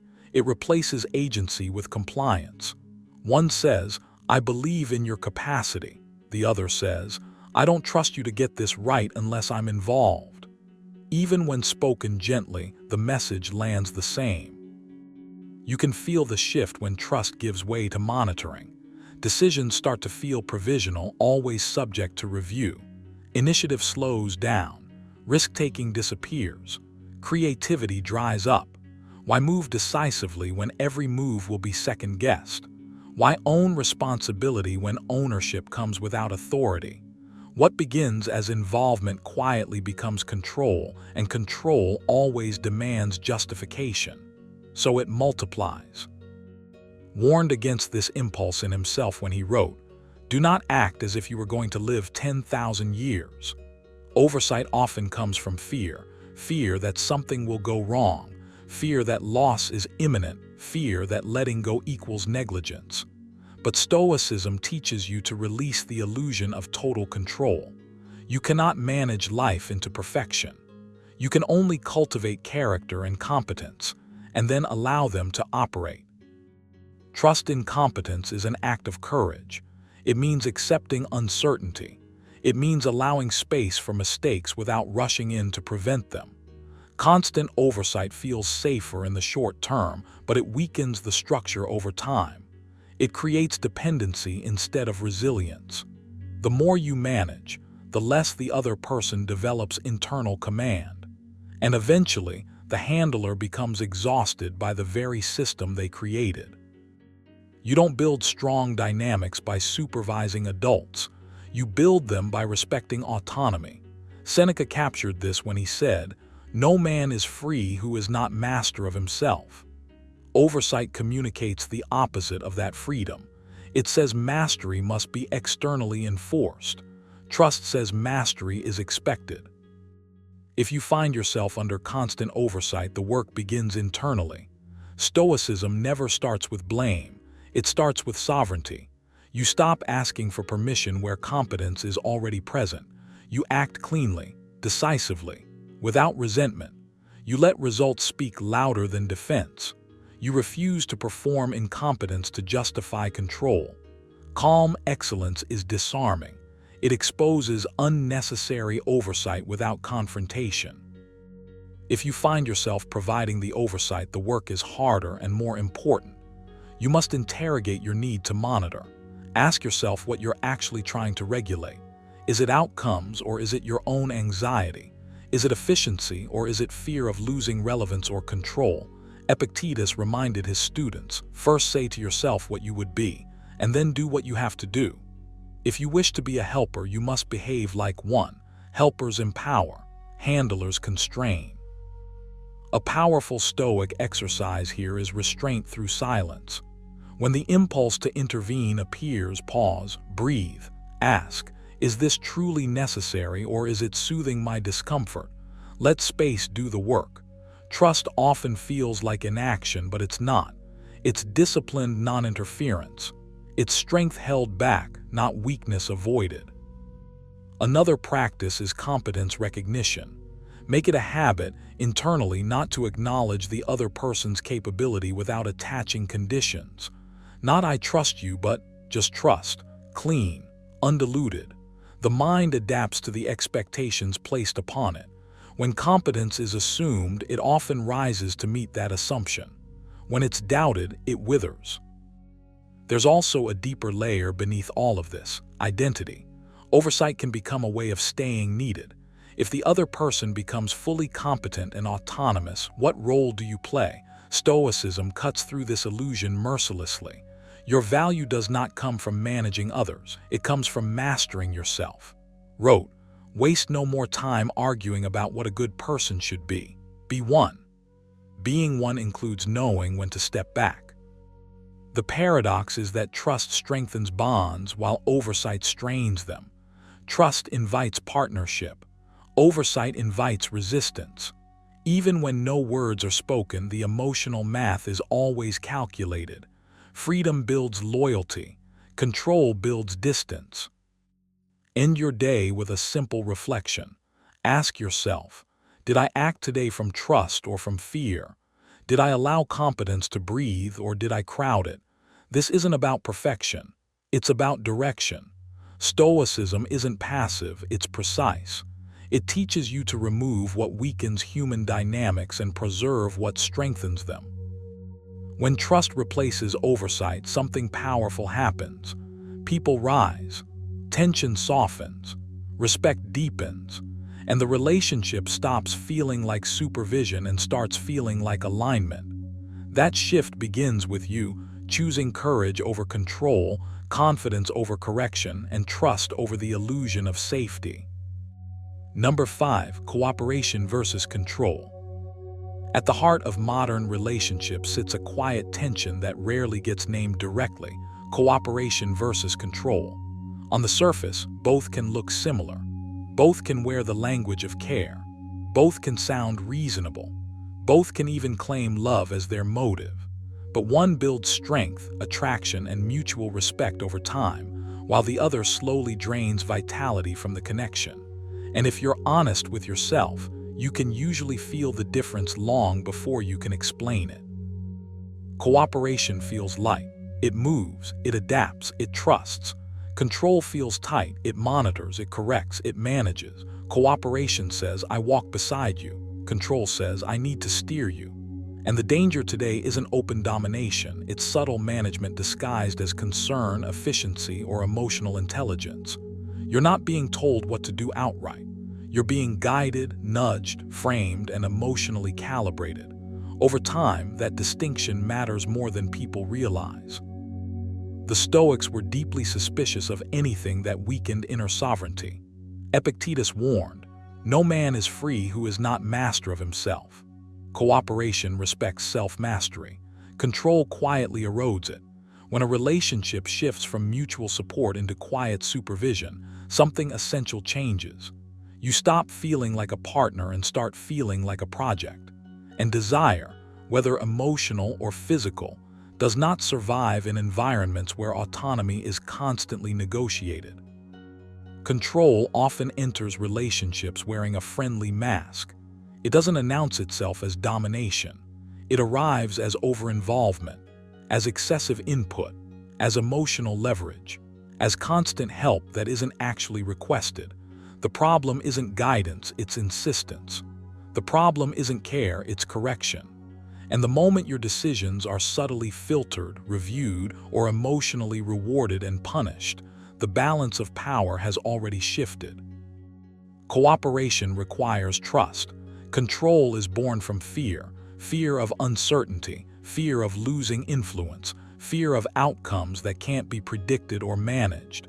Stoicism teaches radical acceptance of uncertainty. Reminded himself, do not waste the remainder of your life in thoughts about others. Control does the opposite. It fixates. It interferes. It tries to guarantee emotional safety by limiting freedom. And yet the irony is brutal. Control creates the very instability it claims to prevent. You can sense when cooperation is present because there is space. Silence isn't threatening. Disagreement doesn't feel like rebellion. Independence isn't punished. In control-based dynamics, everything becomes emotionally charged. Small decisions carry symbolic weight. Neutral actions are interpreted. Autonomy feels risky. Over time, you may notice yourself self-editing, not out of respect, but out of exhaustion. That's not harmony. That's compliance. Stoicism doesn't teach you to dominate or submit. It teaches you to stand firmly within yourself. Seneca wrote, "He who is brave is free." Freedom inside a relationship is not the absence of commitment. It's the absence of fear-driven influence.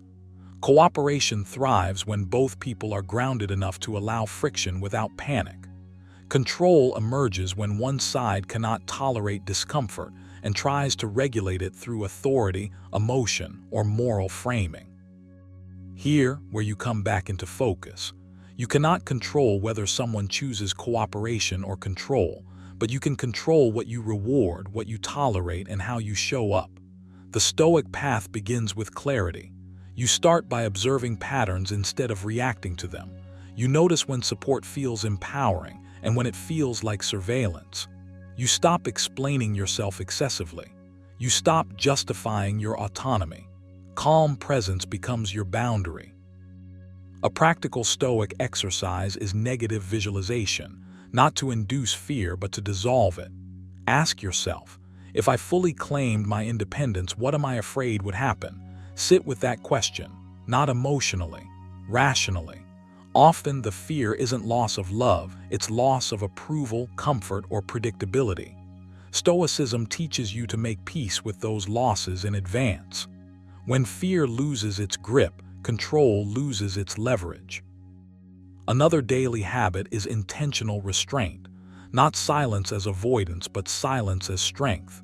You do narrate every decision. You don't preemptively defend your choices. You let your actions stand on their own. This isn't withdrawal, it's self-trust. Wrote, stand straight, not straightened. Cooperation meets you when you stand straight. Control pushes back when it realizes you won't bend easily. It's also essential to examine your own behavior. Control isn't a one-sided phenomenon.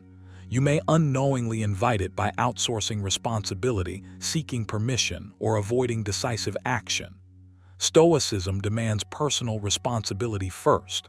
When you lead yourself well, emotionally, mentally, physically, you reduce the vacuum that control often rushes to fill. Strength discourages management. Clarity discourages interference. Modern dynamics often confuse emotional availability with emotional accessibility. Cooperation allows access without entitlement. Control assumes access by default. One respects boundaries, the other resents them. When boundaries are calmly enforced, not argued, not dramatized, something powerful happens. Either cooperation emerges or the need for control becomes obvious. In both cases, you gain truth, and truth is always preferable to quiet resentment. End your day with a simple reflection. Ask yourself, did I act today from grounded confidence or from the need to be managed or to manage? Did I allow space without anxiety? Did I respect autonomy without withdrawal? Stoicism isn't about winning power struggles. It's about dissolving them entirely by refusing to play from fear. Cooperation is a choice between equals. Control is a strategy born of insecurity. When you cultivate self-mastery, emotional discipline, and inner calm, you naturally shift the dynamic. You stop negotiating your sovereignty. You stop mistaking control for care. And you create the conditions where cooperation becomes the only healthy option left. That is not dominance, that is Stoic strength. Number 6, emotional backing versus emotional regulation.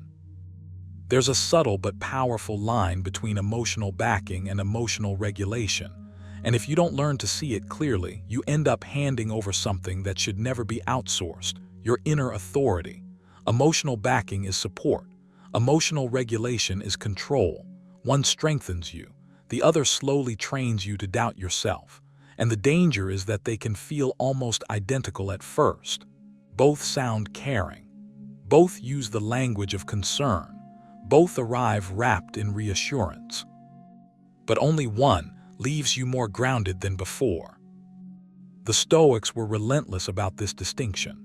Epictetus said, "If anyone tells you that a certain person speaks ill of you, do not make excuses about what is said of you, but answer, 'He was ignorant of my other faults, else he would not have mentioned these alone.'" That statement isn't cold. It's sovereign. It shows a man who can process emotion internally without needing someone else to stabilize him. Emotional backing respects that capacity. Emotional regulation replaces it. When someone backs you emotionally, they don't absorb your feelings for you. They don't manage your reactions. They don't step in to steer your internal state. They stand beside you while you stand on your own feet. They encourage clarity, not dependency. Regulation, on the other hand, subtly teaches you that your emotions are dangerous unless filtered, softened, approved, or reframed by someone else. Over time, you stop trusting your own inner compass. You begin checking in, seeking permission, adjusting how you feel to maintain harmony. You can feel the difference in your body. Emotional backing leaves you calmer but still solid. Emotional regulation leaves you calmer but smaller. One says, "I trust you to handle yourself." The other says, "I'll handle this for you." And while that may feel supportive in the short term, in the long term it hollows you out. Warned himself, do not give your mind to things that are not your own. Your emotional world is your responsibility. The moment someone else becomes the regulator of it, you've surrendered ground. In modern dynamics, this confusion is everywhere. You're encouraged to talk, share, open up, but not always to integrate, discipline, or master what you reveal. Emotional expression without emotional sovereignty creates imbalance. When one person becomes the emotional manager, they also become the emotional gatekeeper. They decide which feelings are acceptable, which reactions are too much, which states need correction. Slowly, unconsciously, you begin to perform emotional compliance instead of emotional honesty. Stoicism teaches something radically different. It teaches that emotions are impressions, not commands. Seneca wrote, "We suffer more in imagination than in reality." Emotional backing helps you remember that truth. Emotional regulation often reinforces the imagination. It treats every feeling as something that must be soothed externally instead of examined internally. And when you're trained to seek soothing instead of clarity, strength erodes. This is where you need to act deliberately. The habit to build is internal processing before external sharing. Before you look for reassurance, you sit with the feeling. You name it. You interrogate it. You ask, is this within my control? Is this a judgment or a fact? Is this emotion asking to be obeyed or understood? This pause alone changes everything. It restores hierarchy. You first, then the world. A practical Stoic exercise you can use daily is negative visualization, not to become pessimistic, but to reduce emotional volatility. You briefly imagine loss, criticism, resistance, not dramatically, calmly. You rehearse steadiness. This trains your nervous system to regulate itself. When you do seek emotional backing after that, it becomes a choice, not a necessity. You are sharing strength, not seeking rescue. Another exercise is voluntary emotional restraint. For a set period, you stop narrating every feeling. You let emotions pass through without commentary. You observe rather than broadcast. Epictetus called this training freedom. When you prove to yourself that you can carry your own internal weather, you stop needing someone else to hold the umbrella. And paradoxically, this makes genuine support more available because it's no longer demanded. There's also a deeper layer here. Emotional regulation by another person often masquerades as care, but it subtly shifts power. The one who regulates becomes indispensable. The one being regulated becomes dependent. Stoicism aims for the opposite. It aims for mutual strength. Two sovereign individuals, not one stabilizing the other, reminded himself, be like the rock that the waves keep crashing over. It stands unmoved and the raging of the sea falls still around it. You are meant to be that rock for yourself first. This doesn't mean emotional isolation. Stoicism is not withdrawal from connection. It's refinement of it. Emotional backing should amplify your agency, not replace it. The moment you notice yourself deferring your emotional authority, waiting for permission to feel calm, confident, resolved, you pause and reclaim it. You remind yourself, my emotions are my training ground, not someone else's responsibility. End each day with a short reflection. Ask yourself, did I regulate myself today or did I outsource that task? Did I seek understanding or soothing? Did I respond from discipline or from dependency? These questions sharpen awareness. Awareness builds choice. Choice builds strength. In the end, emotional backing is a gift. Emotional regulation is a crutch. One walks beside you. The other teaches you not to walk alone. Stoicism asks you to become unshakable from the inside out, not hardened, not closed, but steady. When you master your inner world, support becomes a bonus, not a requirement. And that shift changes everything. Number 7, shared vision versus imposed direction. There's a quiet but decisive difference between walking toward a shared vision and being steered by an imposed direction. You can feel it even if you've never named it. One feels expansive, voluntary, alive. The other feels heavy, corrective, subtly suffocating. And in modern relationships, this difference is where harmony either deepens or quietly collapses. A shared vision is something you step into. An imposed direction is something you're pushed toward. One invites your strength. The other manages your behavior. And the danger isn't always obvious because imposed direction rarely announces itself loudly. It often arrives disguised as concern, guidance, help, or improvement. But underneath it, there's a subtle message. I don't trust your internal compass. Over time, that message reshapes the dynamic in ways that drain polarity, attraction, and mutual respect. The Stoics understood this distinction deeply, even though they spoke about it in broader terms of autonomy and virtue. Epictetus warned, no man is free who is not master of himself. A shared vision honors self-mastery. It assumes you are capable of governing your own direction. Imposed direction replaces that assumption with supervision, and supervision kills inspiration. You don't rise into your best self when you're being managed. You comply, you shrink, or you resist. You can sense when a relationship shifts from alignment to control. The language changes. Encouragement turns into correction. Suggestions become expectations. Support quietly morphs into oversight.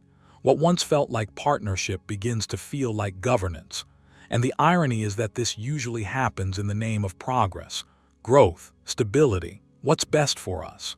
But growth that is enforced is not growth, it's obedience. And obedience breeds resentment, not strength. Shared vision requires something uncomfortable: patience.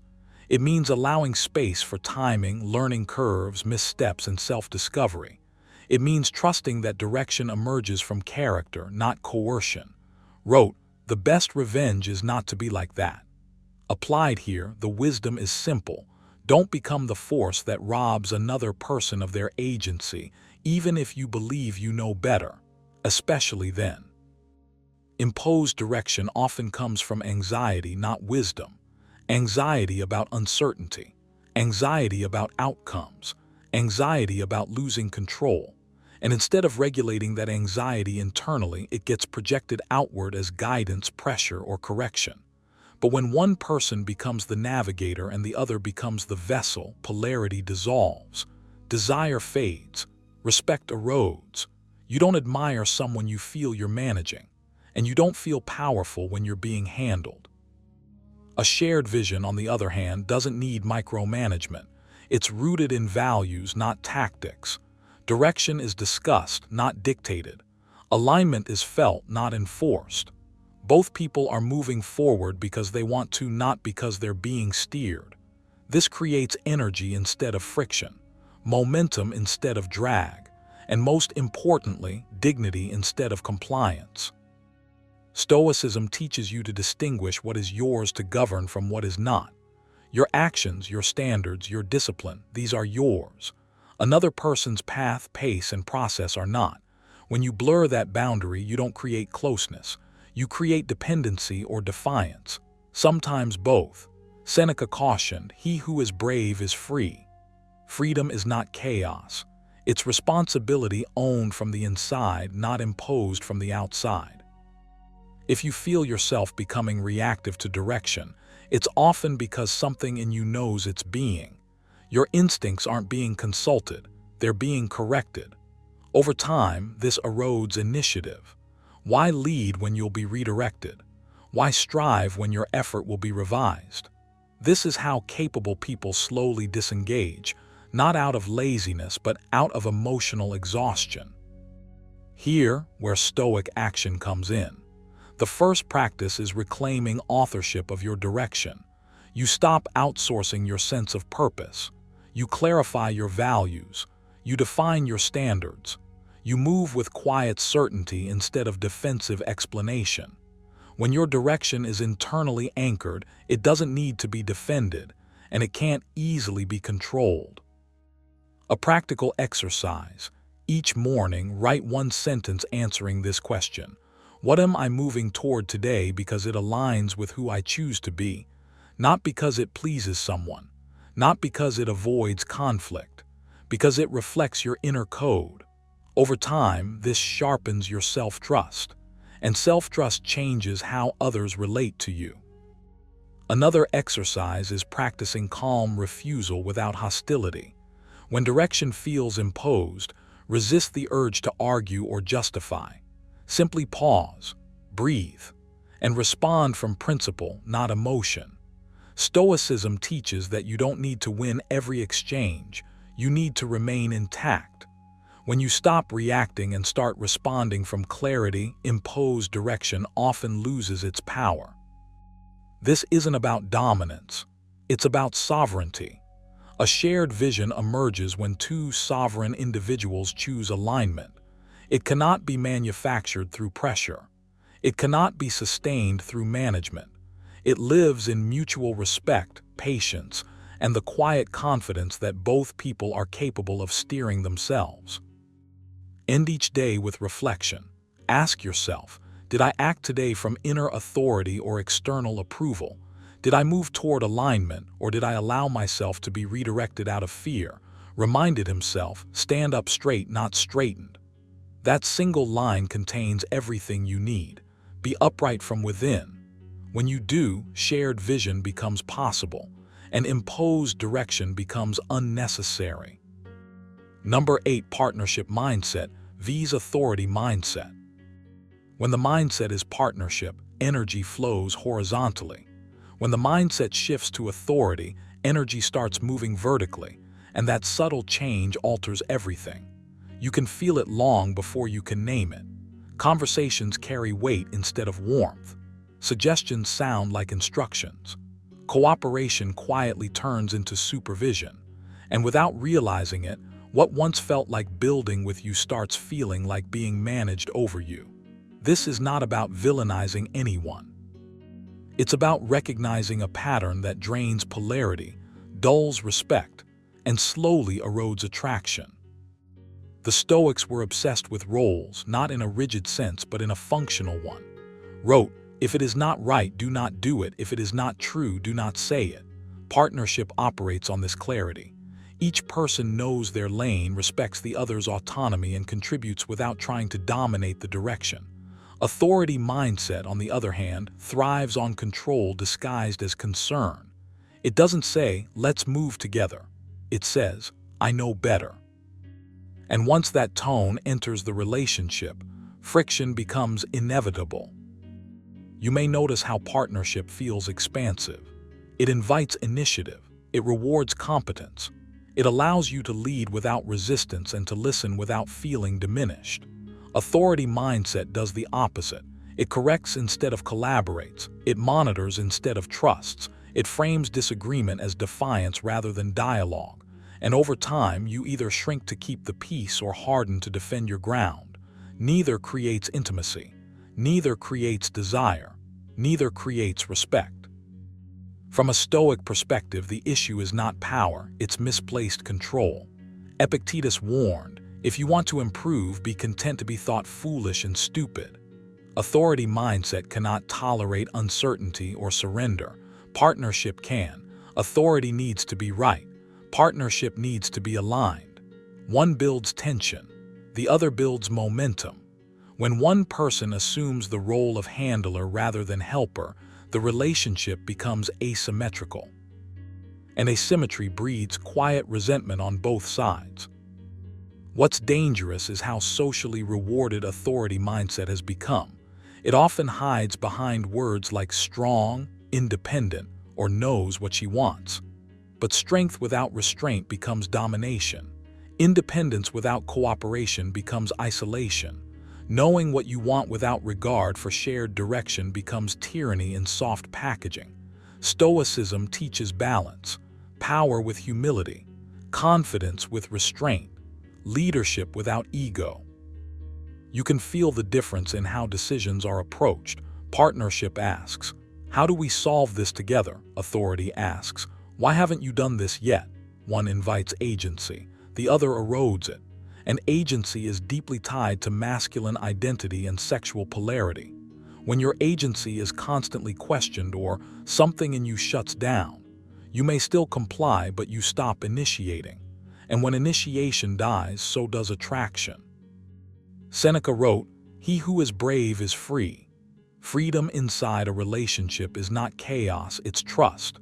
Partnership trusts your judgment, your timing, your competence. Authority mindset assumes you must be guided, corrected, or steered. Over time, this dynamic trains passivity or rebellion, never strength. And a relationship without strength on both sides becomes brittle. Here, where responsibility comes back to you. Stoicism never teaches victimhood, it teaches sovereignty. If authority mindset takes root, it's often because boundaries were unclear, leadership was inconsistent, or self-command was outsourced. Authority fills vacuums. Partnership requires presence. When you hesitate to lead your own life, someone else will attempt to do it for you. Not always maliciously, often unconsciously. The corrective action is not confrontation, it's embodiment. You do not argue authority away. You render it unnecessary. You become decisive without being reactive, calm without being passive, firm without being aggressive. Reminded himself daily, waste no more time arguing what a good man should be. Be one. Partnership responds to grounded leadership. Authority loses power when there is nothing left to manage. A powerful Stoic exercise here is the discipline of response. For a period of time, refuse to emotionally react to corrective tones, micromanagement, or unsolicited direction. Not through silence filled with resentment, but through calm acknowledgement followed by independent action. You don't defend. You don't explain excessively. You act, consistently, quietly. Authority mindset feeds on engagement.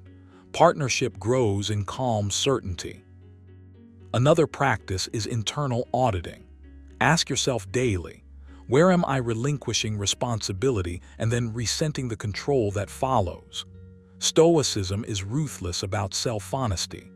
You cannot complain about being handled if you are not fully handling your own life, your schedule, your body, your mission, your emotional regulation. Authority mindset often steps in where discipline is absent. This is not about dominance games. Stoicism rejects theatrics. It's about alignment with nature. Two capable adults walking side by side, not one pulling the other. Partnership is erotic because it preserves polarity without force. Authority kills polarity because it collapses it into hierarchy. Desire does not flow upward toward supervision. It flows laterally between equals who respect each other's competence. You may also need to release the need to be understood. Authority mindset thrives on emotional explanation. Partnership respects action. Epictetus said, "Don't explain your philosophy, embody it." When you stop justifying yourself and start trusting your own judgment, the relational dynamic shifts. Not overnight, not dramatically, but steadily. End each day with a Stoic reflection. Ask yourself, did I move today as a partner or as a subordinate? Did I lead my life clearly or did I wait for permission?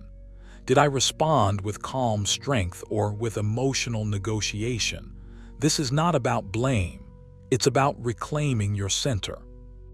When partnership replaces authority, respect returns. When respect returns, attraction has room to breathe. And that transformation doesn't start with changing someone else's mindset. It starts with mastering your own. Number 9, accountability, offered versus accountability enforced. There's a subtle but critical difference between accountability that is offered and accountability that is enforced, and most people don't notice the shift until it's already draining the life out of them. On the surface, both look similar. Both use the language of growth, support, and wanting the best. But underneath, one strengthens you while the other slowly replaces your spine with permission slips. One respects your agency. The other quietly assumes authority over it. And if you're honest with yourself, you can feel the difference in your body long before you can explain it with words. Accountability offered feels clean. It arrives without pressure. It says, "I trust you to choose well and I'm here if you want support." Accountability enforced feels heavy. It carries expectation, monitoring, correction. It says, "I know better and you'll be better if you follow my lead." The danger is that enforced accountability often disguises itself as care.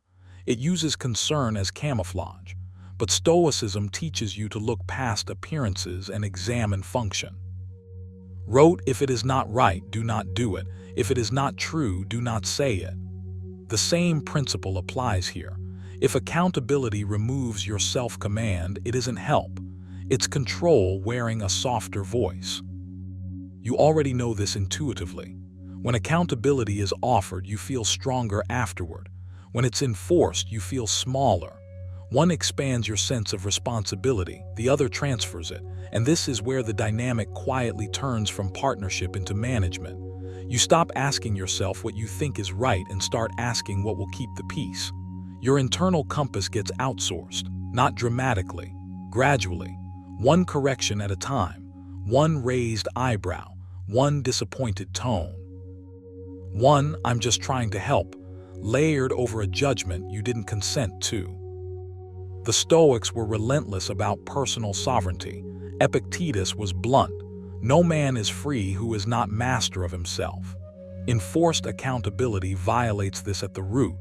It assumes that your judgment is insufficient and must be supervised. Over time, this doesn't make you better. It makes you dependent, hesitant, internally split. You start second-guessing your instincts. You delay decisions. You explain yourself too much. Not because you're incapable, but because you've been conditioned to expect review. Offered accountability, on the other hand, sharpens you. It doesn't chase you. It doesn't hover. It doesn't remind you who's watching. It respects timing and autonomy. It trusts that if you fall short, you'll correct yourself. And paradoxically, that trust often makes you more disciplined, not less.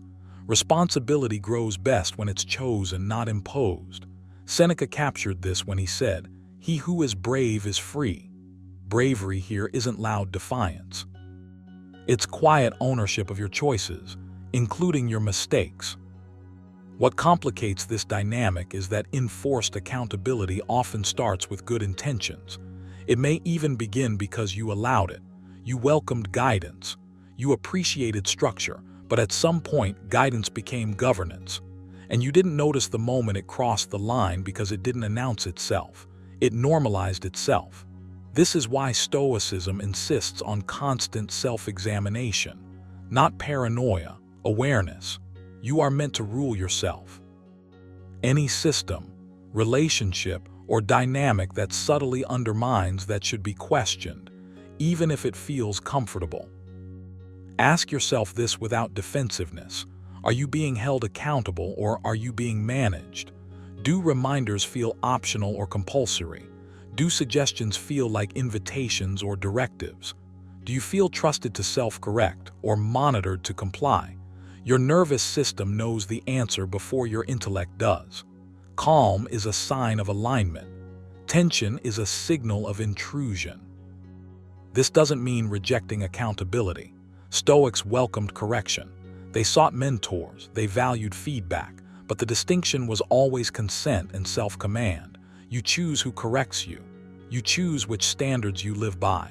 You choose when and how you improve. When accountability is enforced, improvement is no longer self-driven.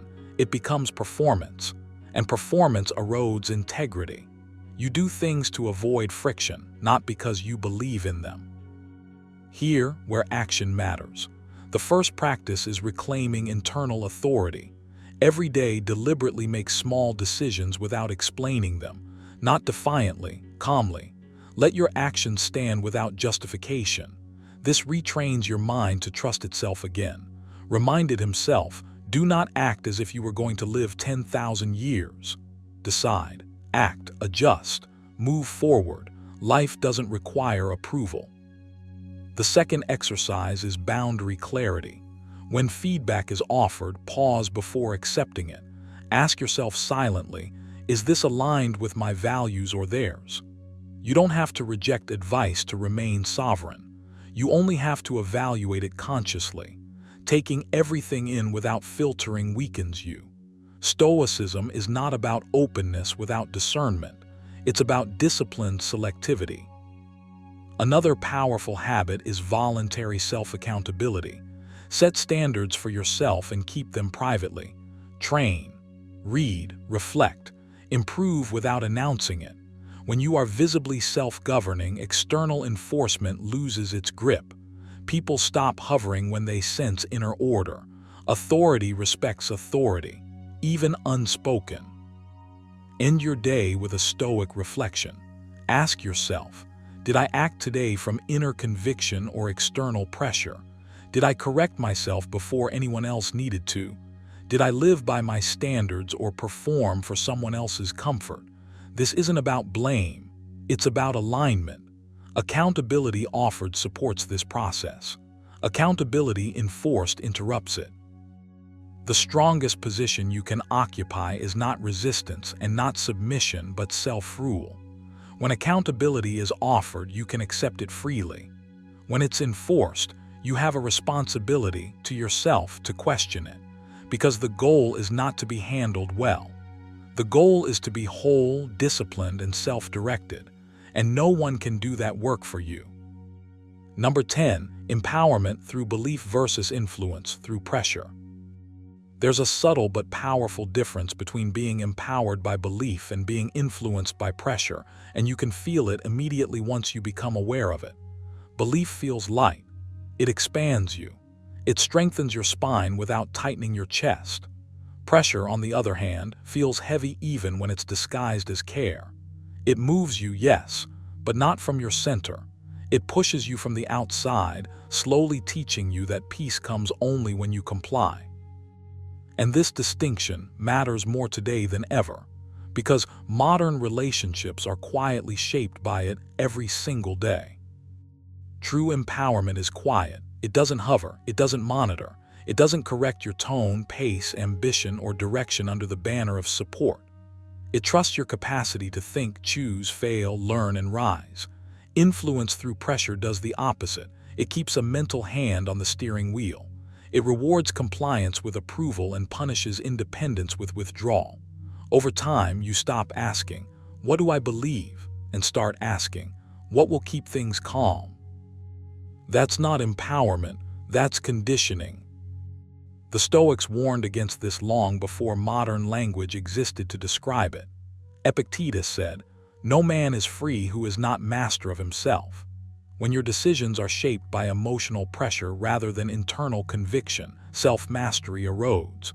You may still be functioning, still achieving, still appearing stable, but something inside you becomes quieter, less decisive, less alive. You begin outsourcing your judgment, not because you're incapable, but because resistance feels costly. Belief-based empowerment works differently. It assumes you are competent. It doesn't need to manage you. It offers perspective, not pressure. It invites reflection instead of demanding alignment. And because it doesn't threaten emotional consequences, you remain free to disagree, pause, or take a different path. That freedom is what keeps respect alive. Pressure may achieve short-term compliance, but belief builds long-term strength. You can feel when pressure enters the room. It shows up as urgency where none is required, as disappointment that feels preloaded, as emotional weight attached to simple choices, as the sense that love, peace, or harmony is conditional on you thinking, acting, or prioritizing a certain way. Over time, this teaches you to self-edit, not out of wisdom but out of fatigue, and fatigue is the enemy of clarity. Wrote, the soul becomes dyed with the color of its thoughts. When you live under pressure, your thoughts slowly shift. You become cautious. You rehearse conversations in your head. You anticipate reactions. You trade directness for diplomacy, not because it's virtuous, but because it's easier. Belief-driven empowerment doesn't require this dance. It doesn't make you smaller so the system can feel stable. It encourages you to grow, even if that growth is inconvenient. The danger is that pressure often masquerades as concern. It sounds reasonable. It feels justified. It frames itself as guidance, wisdom, or emotional intelligence. But the test is simple. Does it allow you to fully own your choices without emotional consequence? If the answer is no, then what's happening isn't empowerment. It's influence through discomfort. And discomfort, repeated often enough, becomes control. Stoicism teaches you to return authority back to its rightful place, your own mind, not in rebellion, not in bitterness, but in calm refusal to be moved by anything that isn't aligned with reason and virtue. Seneca wrote, "He who is brave is free." Bravery here doesn't mean confrontation. It means inner independence, the courage to say, "I hear you, but I decide." The strength to stand steady without needing approval as oxygen. Here, where action begins, not by changing anyone else, but by reconditioning yourself. Start by noticing where your decisions are motivated by peacekeeping rather than principle, not in judgment, in observation. Stoicism is about awareness before action.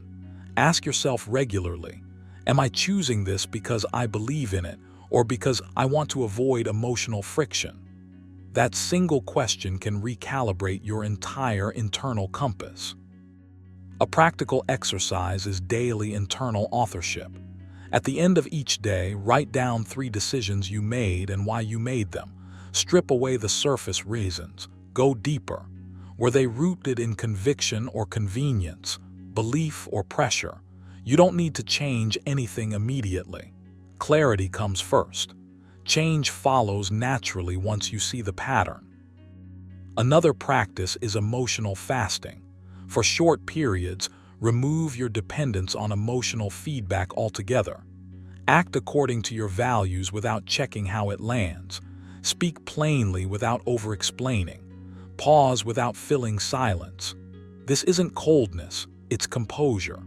You're teaching your nervous system that discomfort won't destroy you and that you don't need emotional permission to be grounded. Empowerment through belief respects time. It understands that growth isn't linear and agreement isn't mandatory. Pressure is impatient. It wants results now, alignment now, resolution now, but anything forced collapses under its own weight eventually. Stoicism reminds you that what is built slowly, deliberately, and internally cannot be shaken easily. You're not meant to be handled, you're meant to be whole. Influence that strengthens you will always leave you more self-directed, not more dependent, more confident, not more cautious, more alive, not more managed. And the moment you start orienting your life around belief instead of pressure, something profound happens. Your posture changes, your decisions simplify, your presence becomes steadier. End each day with this reflection. Where did I stand in my belief today, even quietly? You don't need applause for it. You don't need permission. As reminded himself, if it is not right, do not do it. If it is not true, do not say it. That's empowerment. And once you taste it, pressure loses its grip because you no longer belong to it. Before you click away, sit with this one thought. The Stoics believed that freedom begins the moment you stop outsourcing your judgment. Warned that if you are distressed by anything external, the pain is not due to the thing itself, but to your estimate of it. And that single line explains everything you've just heard.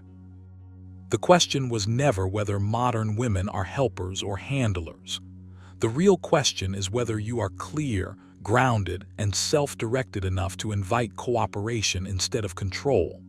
Because when a man lacks direction, someone else will supply it. And when a man knows exactly who he is and where he's going, interference becomes unnecessary. You don't win by arguing roles. You win by embodying responsibility. You don't demand respect. You make yourself impossible to manage. Calm decisions, firm boundaries, no resentment, no explanation, just quiet certainty. If this video made you uncomfortable, that's good. Discomfort is the doorway to clarity. Take what resonated, discard what didn't, and apply what matters, starting today. If you want more insights grounded in Stoic wisdom, masculine self-mastery, and modern relationship dynamics, make sure you stay connected. Watch the next video, reflect deeply, and above all, choose to lead your life so no one feels the need to run it for you.